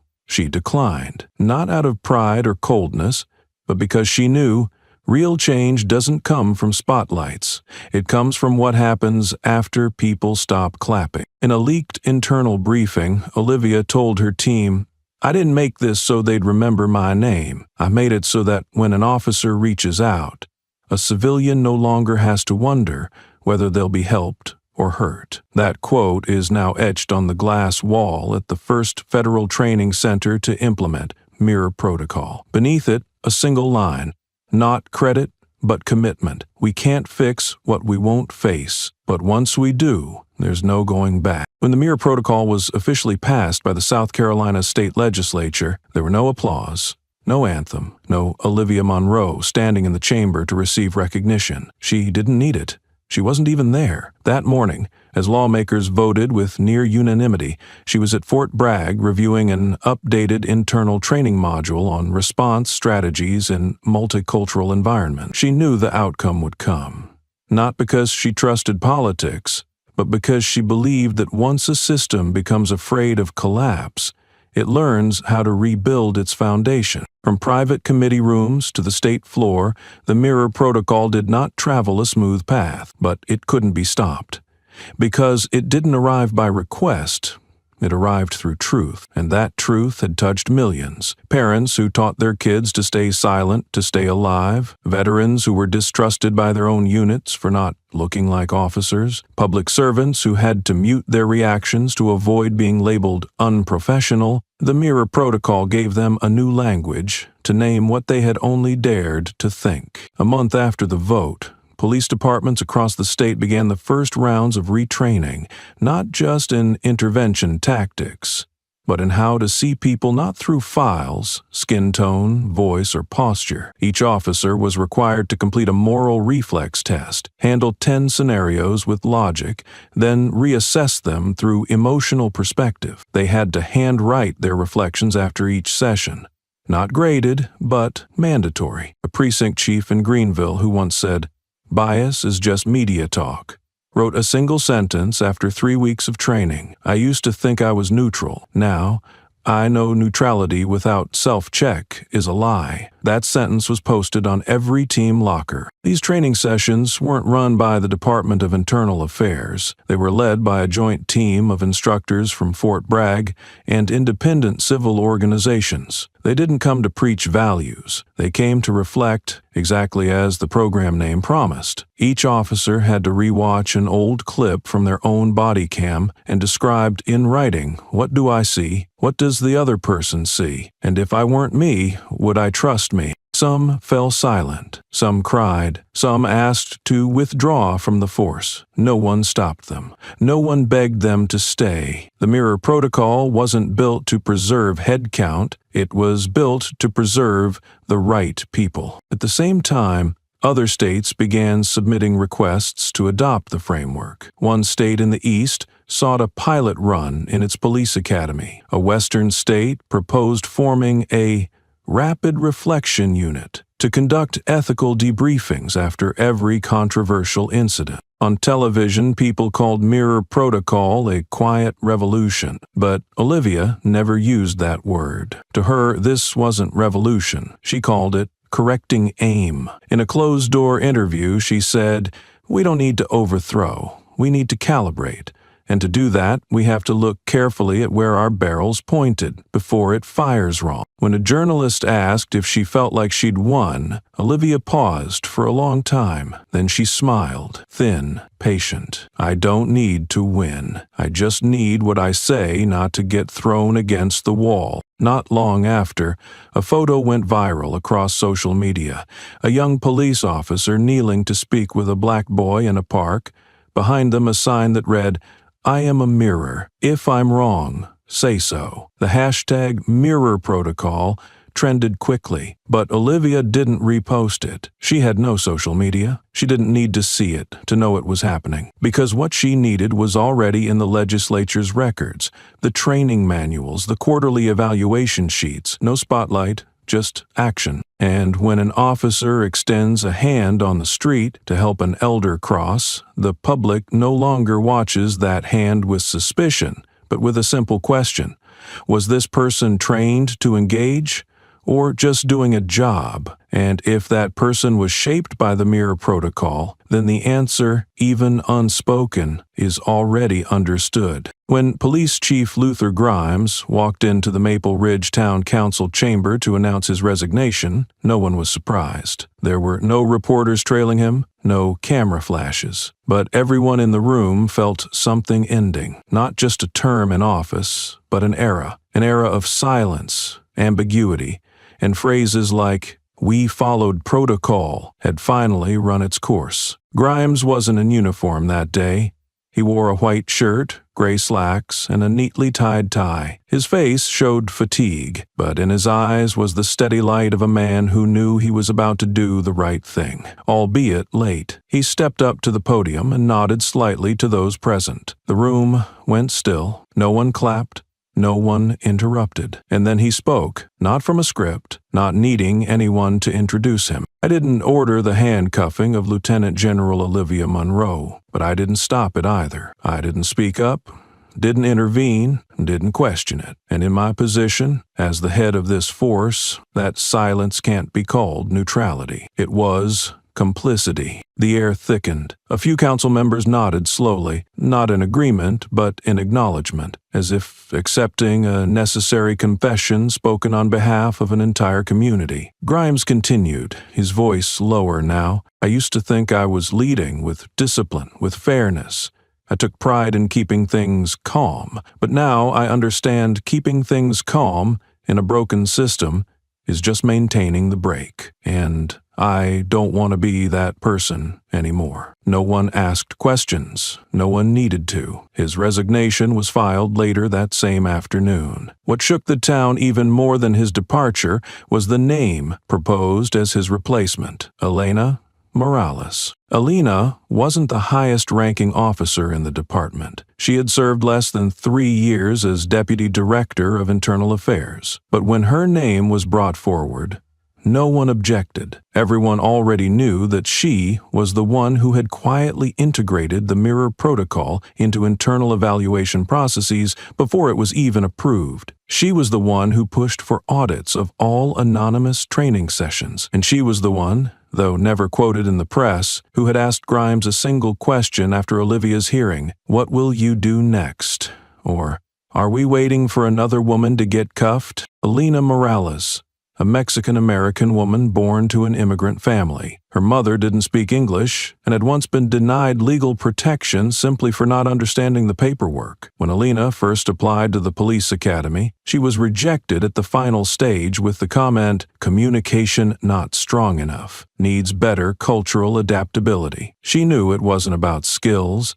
It was a coded message, but she didn't give up. She studied behavioral science, law, criminology, then returned through the back door, internal recruitment. Starting from the lowest position, records assistant, she climbed. No one gave her a chance. She built her own. When she was officially sworn in as chief of police, there were no banners, but hundreds of young women from marginalized communities sent handwritten letters saying they had never seen a police chief who looked like them until now. In her inaugural speech, Elena didn't promise to eliminate discrimination. She didn't use words like sweeping reform. She simply said, "I didn't come here to make things pleasant. I came here to clean up what should have been cleaned up long ago. I won't do it alone.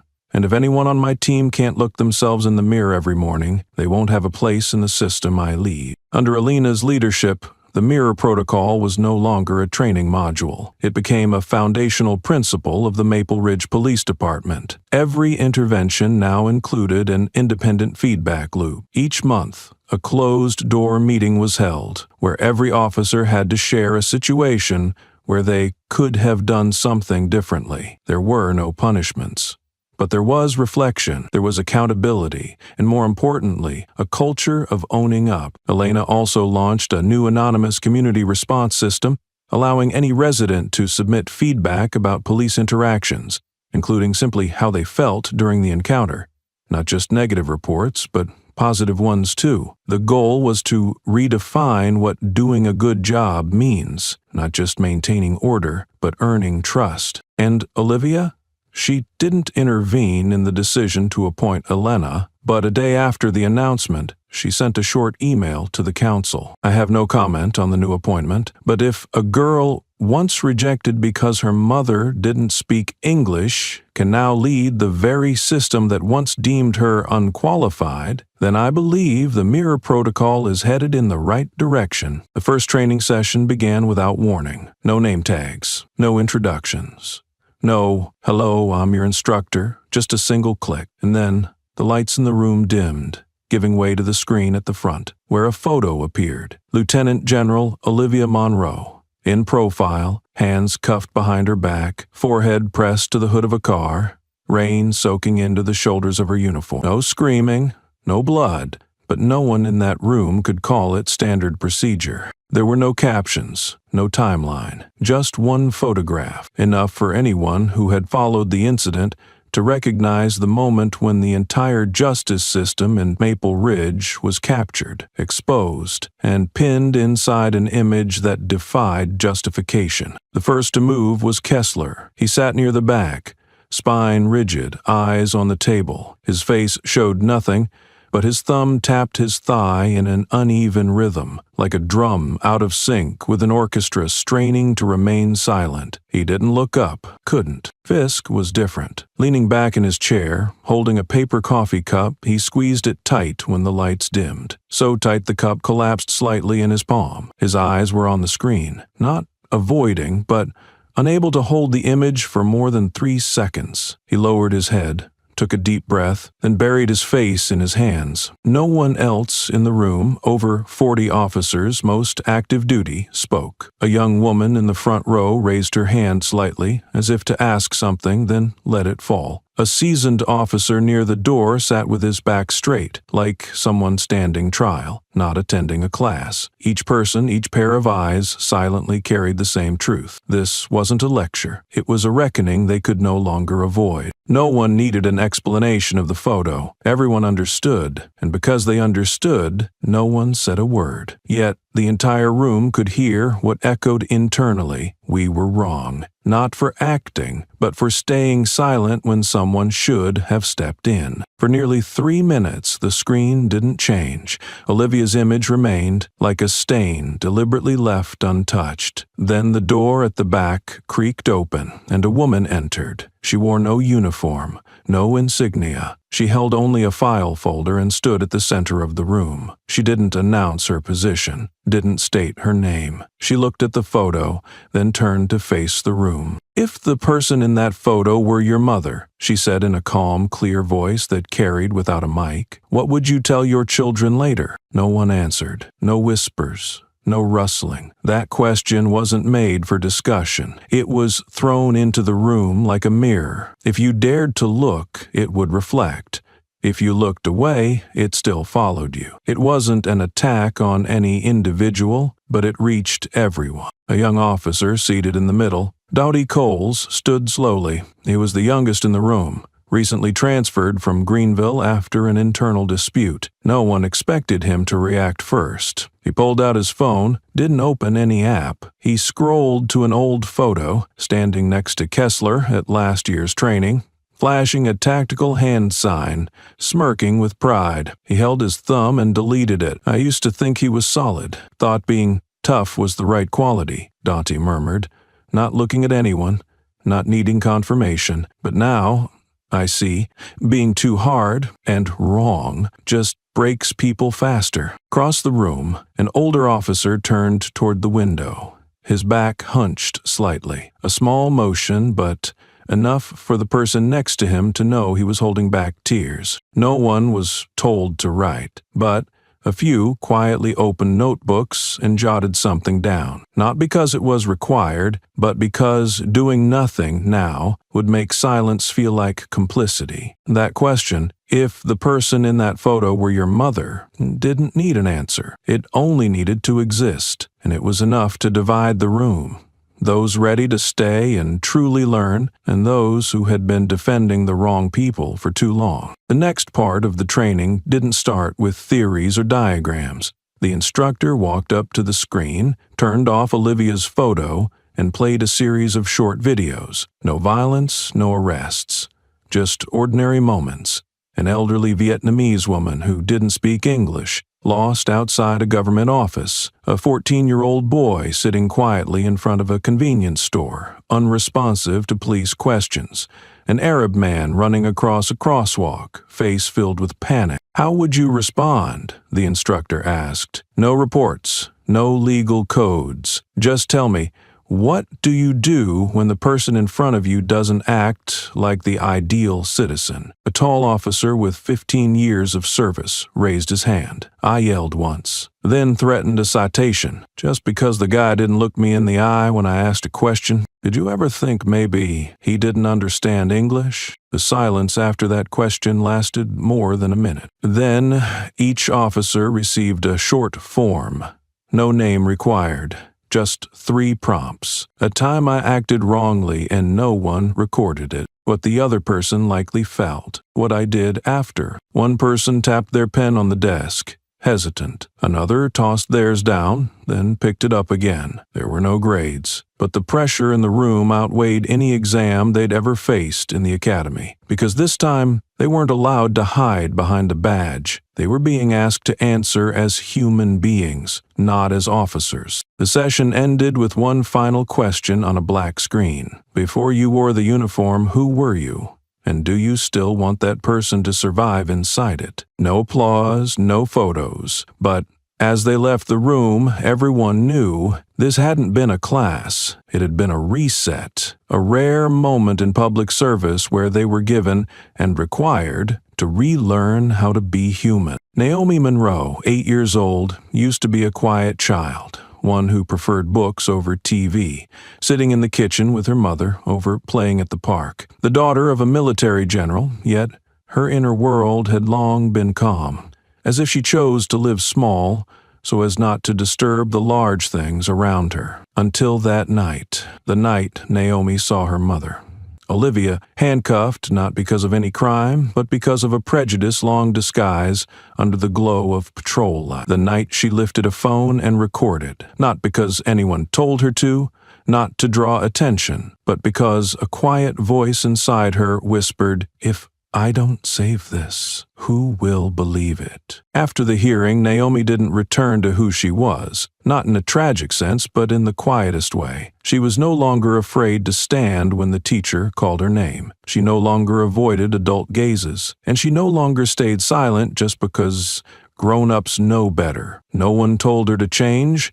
She changed on her own. She received thousands of messages. Some called her brave. Others wrote, "Because of you, I finally dared to talk about something that happened to me as a kid." Journalists requested interviews. Organizations invited her to speak. But Naomi did only one thing. She wrote. She wrote in small notebooks, not for posting online, not for performance, just to understand what had truly happened to her. At first, I recorded to capture a moment, but later, I realized I had recorded how the world treats the truth. Each week, she mailed a handwritten letter to someone she didn't know, sometimes to a kid her age who had written that their dad was afraid of the police, sometimes to a high school teacher in another state who had shown the clip in class. Naomi's letters never claimed credit, never condemned. She simply asked, if your child were the one in handcuffs, would you stay silent? And most of the replies began with the same line. That question stayed with me for days. At school, Naomi was invited to speak during the weekly assembly. She declined the mic. She stood in the middle of the courtyard, looked at her classmates, and said, not loudly, "Not everyone in uniform is right. Not everyone who's wrong deserves to be humiliated. And not everyone who stays silent is a good person." A teacher later wrote in the staff journal, "I've taught civics for 10 years, but this 8-year-old helped me understand that ethics don't live on the board. They live in your eyes when someone else is being disrespected." Olivia didn't encourage her daughter to become a symbol. She didn't teach Naomi how to speak in public, didn't ask her to represent anything. She taught her only 2 things. When you know you're right, don't apologize for seeing clearly. And when you see someone being wronged, you don't have to save them, just to look away. After a few moments, Naomi began spending time at the local library, where she volunteered to read children's books to younger kids, most of them children of immigrants. One brown-skinned boy once asked her, "Were you scared when you filmed that video?" Naomi didn't answer right away. She looked him straight in the eye and said, "Of course I was, but I was more scared that one day you'd ask, why didn't anyone do anything, and I wouldn't have an answer."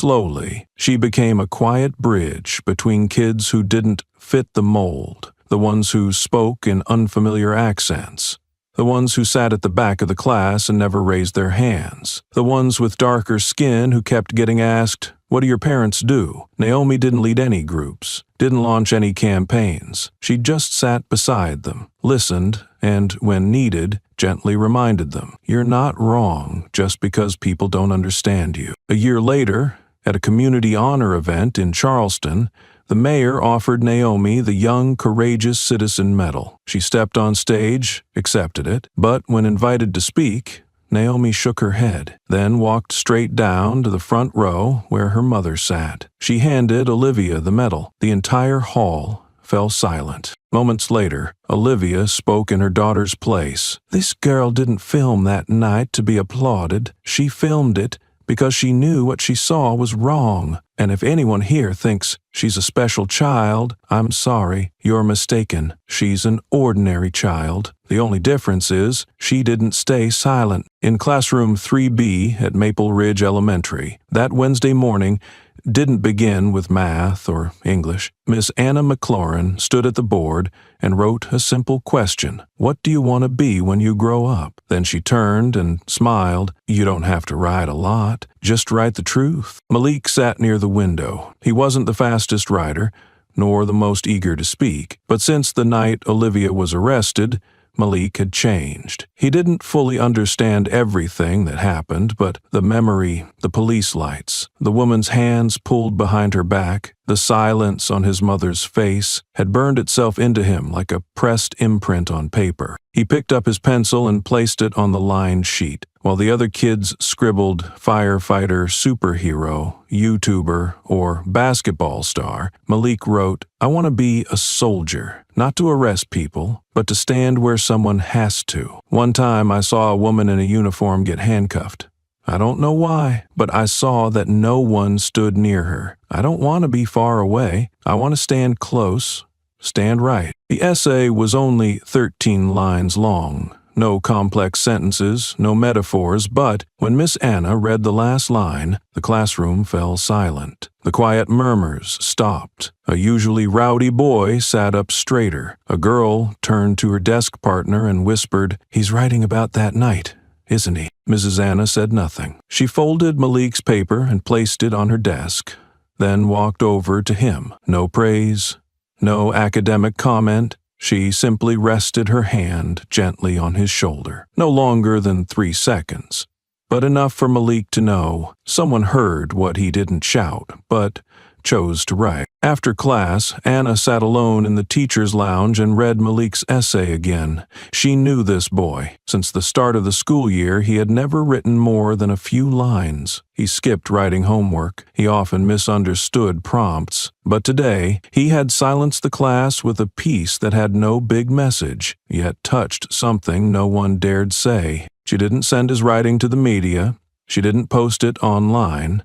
She simply asked Malik's permission to keep the original and pinned it to a small board at the back of the room titled "Things That Make Us Better." Below the essay, she wrote by hand, "Write the truth, even if it's short. It still reaches what silence can't contain." From that day on, the class no longer squirmed when topics like police or military came up. Every student knew something had happened, and one of them had seen it, not through a camera, but through eyes that hadn't yet learned how to pretend. Monday morning came like any other. Sunlight filtered through the 3B classroom windows, falling across the worn desks and the trash bin still left in the middle of the room from last Friday's crafts. Malik sat in the back row near the window. He was doodling in his workbook, still half dreaming from the night before, when a sharp sound came from the front. A book slapped onto someone's desk. Then came laughter, not loud, but cutting. The voices of Marcus and Theo, 2 boys from class, mocking the way a new black girl spoke during reading time. Their voices twisted her words into something warped, exaggerated, and cruel. "My name is Shadia," Marcus drawled, then cracked up. "Oh, I don't understand," and Theo chimed in, waving his hands for effect. They tossed a folded note across her desk. It hit the edge and dropped to the floor, untouched, like shame no one dared pick up. Her name was Jada. She had moved from Nigeria with her mother, a technical worker on a visa, just a week ago. Jada didn't speak fluent English. Her words carried a Yoruba rhythm, slightly stiff, missing articles. But her gaze was steady. She didn't look down. She didn't cry. She turned to the window, refusing to be seen as weak. Miss Anna heard the voices, but was crouched, helping another student with scissors. Before she could speak, a voice rang out, not loud, not angry, but cutting through the laughter like chalk, snapping against a board. "If you want to show you're strong, then help someone. Don't bully her." The class froze. Malik was standing. His voice wasn't angry, just certain. The voice of someone who had seen silence hurt someone once and wouldn't let it happen again. He didn't shout, didn't point, didn't scold. He simply stood there, like a small fence between what was right and what was cowardly. Marcus paused, note still in hand. He looked at Theo, then at Malik, half ready to mock again, half ashamed. Then something weighed on him. Marcus lowered his eyes and said nothing more. Theo pulled back into awkward laughter and turned away. No one got punished. No notes went home. But after that moment, no one mocked how Jada spoke. No one brought it up. No one had to be told. But by the end of the day, Marcus, Theo, and another boy approached Jada. There was no script, but Malik saw it clearly. Marcus saw, unsure, eyes fixed on the floor, and whispered, "I'm sorry, I shouldn't have done that." Jada didn't reply, but she looked at Malik for a long time, and from that day forward, her eyes found him every morning, not in plea, but in quiet recognition. "I saw, I remember, and I know who chose to stand." Jada began sitting closer to Malik whenever the chance came. Not quite deliberately, but during group work or free time, their seats seemed to find each other. She didn't speak much, Malik didn't either, but the space between them slowly closed through presence that didn't need translation. Jada was quiet, partly because of language, partly because she'd already learned that silence was safest. But since that day, her gaze no longer dropped to the floor. Each time Malik walked into the room, her eyes found him first, a small, silent habit. In an art class, the students were asked to draw their quiet hero. While others busily sketched superheroes, doctors, or firefighters, Jada sat a long time before her blank page. Then she drew clumsy strokes, smudged colors, but clear lines, a soldier in a long coat, standing before a child with a backpack, surrounded by faceless shadows. The soldier held no weapon, just outstretched arms. When the period ended, Jada didn't turn it in. She folded the paper and quietly placed it on Malik's desk. No words. Malik opened it, his eyes wide as he saw a figure that looked very much like himself, standing in the center. "This is you, right?" Jada asked, voice still tinged with Yoruba, soft as breath. Malik flushed. He wasn't used to being drawn, let alone seen as a hero. "No," he mumbled, scratching his head. "That's just a good person. Anyone could do that." Jada tilted her head, not laughing, just thoughtful. "I think you're one of the rare good ones who knew when to stand." Her words didn't land with any dramatic flourish. Malik didn't know how to answer. He had never thought of right timing or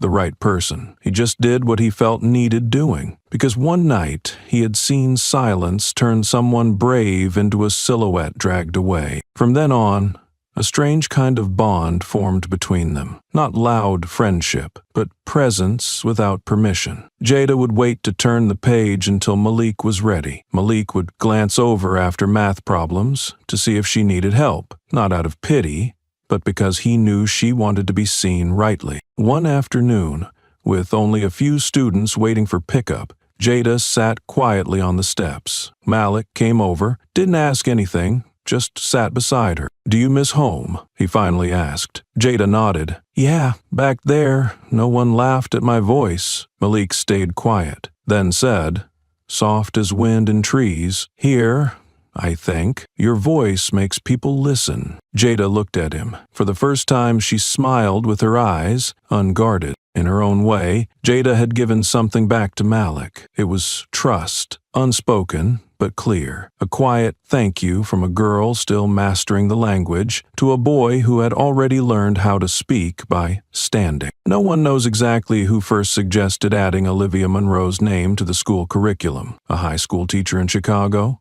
An ethics advisor at a military academy? Or maybe just a group of students writing to the Department of Education. But wherever it began, by the following fall, her name appeared on page 113 of the 7th grade civics textbook, beneath the heading, "Those Who Stand Without Applause." In that chapter, Olivia wasn't introduced as a victim of wrongful arrest. She was remembered as a symbol of dignity under humiliation and of choosing to reform a system instead of seeking revenge. One passage, printed boldly between two columns, read, "She didn't scream, didn't pull away, didn't beg, but her gaze made the entire system take a step back and reflect on itself." The book's author didn't detail the arrest.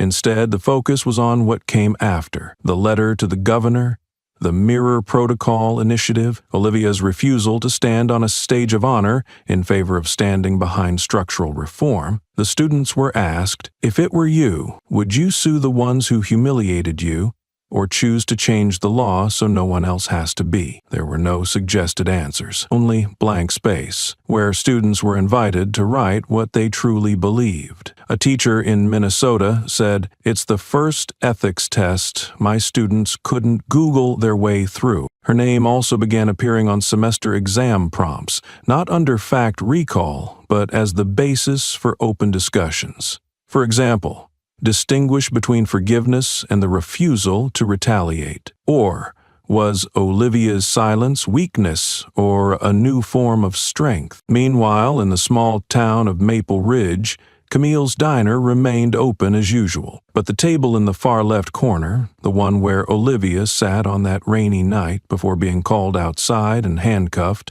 now held a small plaque, the listening table, where anyone can write what they were once afraid to say. Camille installed no recorders, no cameras, just a thick notebook and a few pens. Diners, locals, or visitors could sit there and write a sentence, a paragraph or a thought they had once stayed silent about in the face of wrong. No pressure, no names required. One note read, "I once saw a classmate pulled from a classroom because of their skin color. I said nothing. I'm sorry." Another wrote, "I used to be a cop. I thought saying, 'I'm not racist' was enough. Now I know. If I don't correct the one beside me, I'm also wrong." Camille collected the pages at the end of each month, not to share, just to preserve. She said if one person dares to write it down, someone else might learn not to look away. At Malik and Jada's elementary school, a reading nook was set up under the sign, "Listening doesn't need applause." Students could sit and read essays, including the one Malik had written that year. "I want to be a soldier,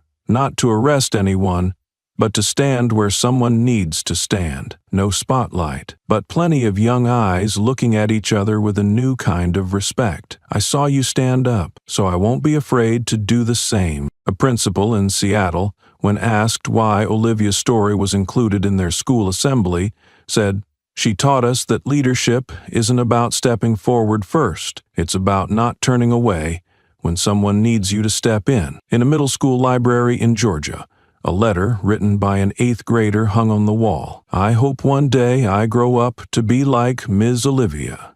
Not because she's strong, but because she dared to be right without needing to win." And maybe that is the most profound legacy a person's name can leave in a national curriculum. Not a program, not a lesson, but a new standard that some people, simply by staying silent at the right time and acting the right way, have taught the next generation that justice doesn't begin with law, it begins with a spine. There wasn't a single empty seat in the federal congressional chamber that day. Media crowded the aisles, lenses fixed on the central podium, where countless voices had once risen to defend, justify, or evade. But today, no one was waiting for a speaker. They were waiting for someone who had lived what they usually only debated. Lieutenant General Olivia Monroe entered. No escort, no hurried steps, no need for introduction. Her uniform was crisp, the 3 silver stars gleaming on her left shoulder. No medals on her chest. She hadn't come to display achievements. She had come to speak truth. She didn't look at the cameras. She looked directly at the lawmakers, those with the power to revise laws,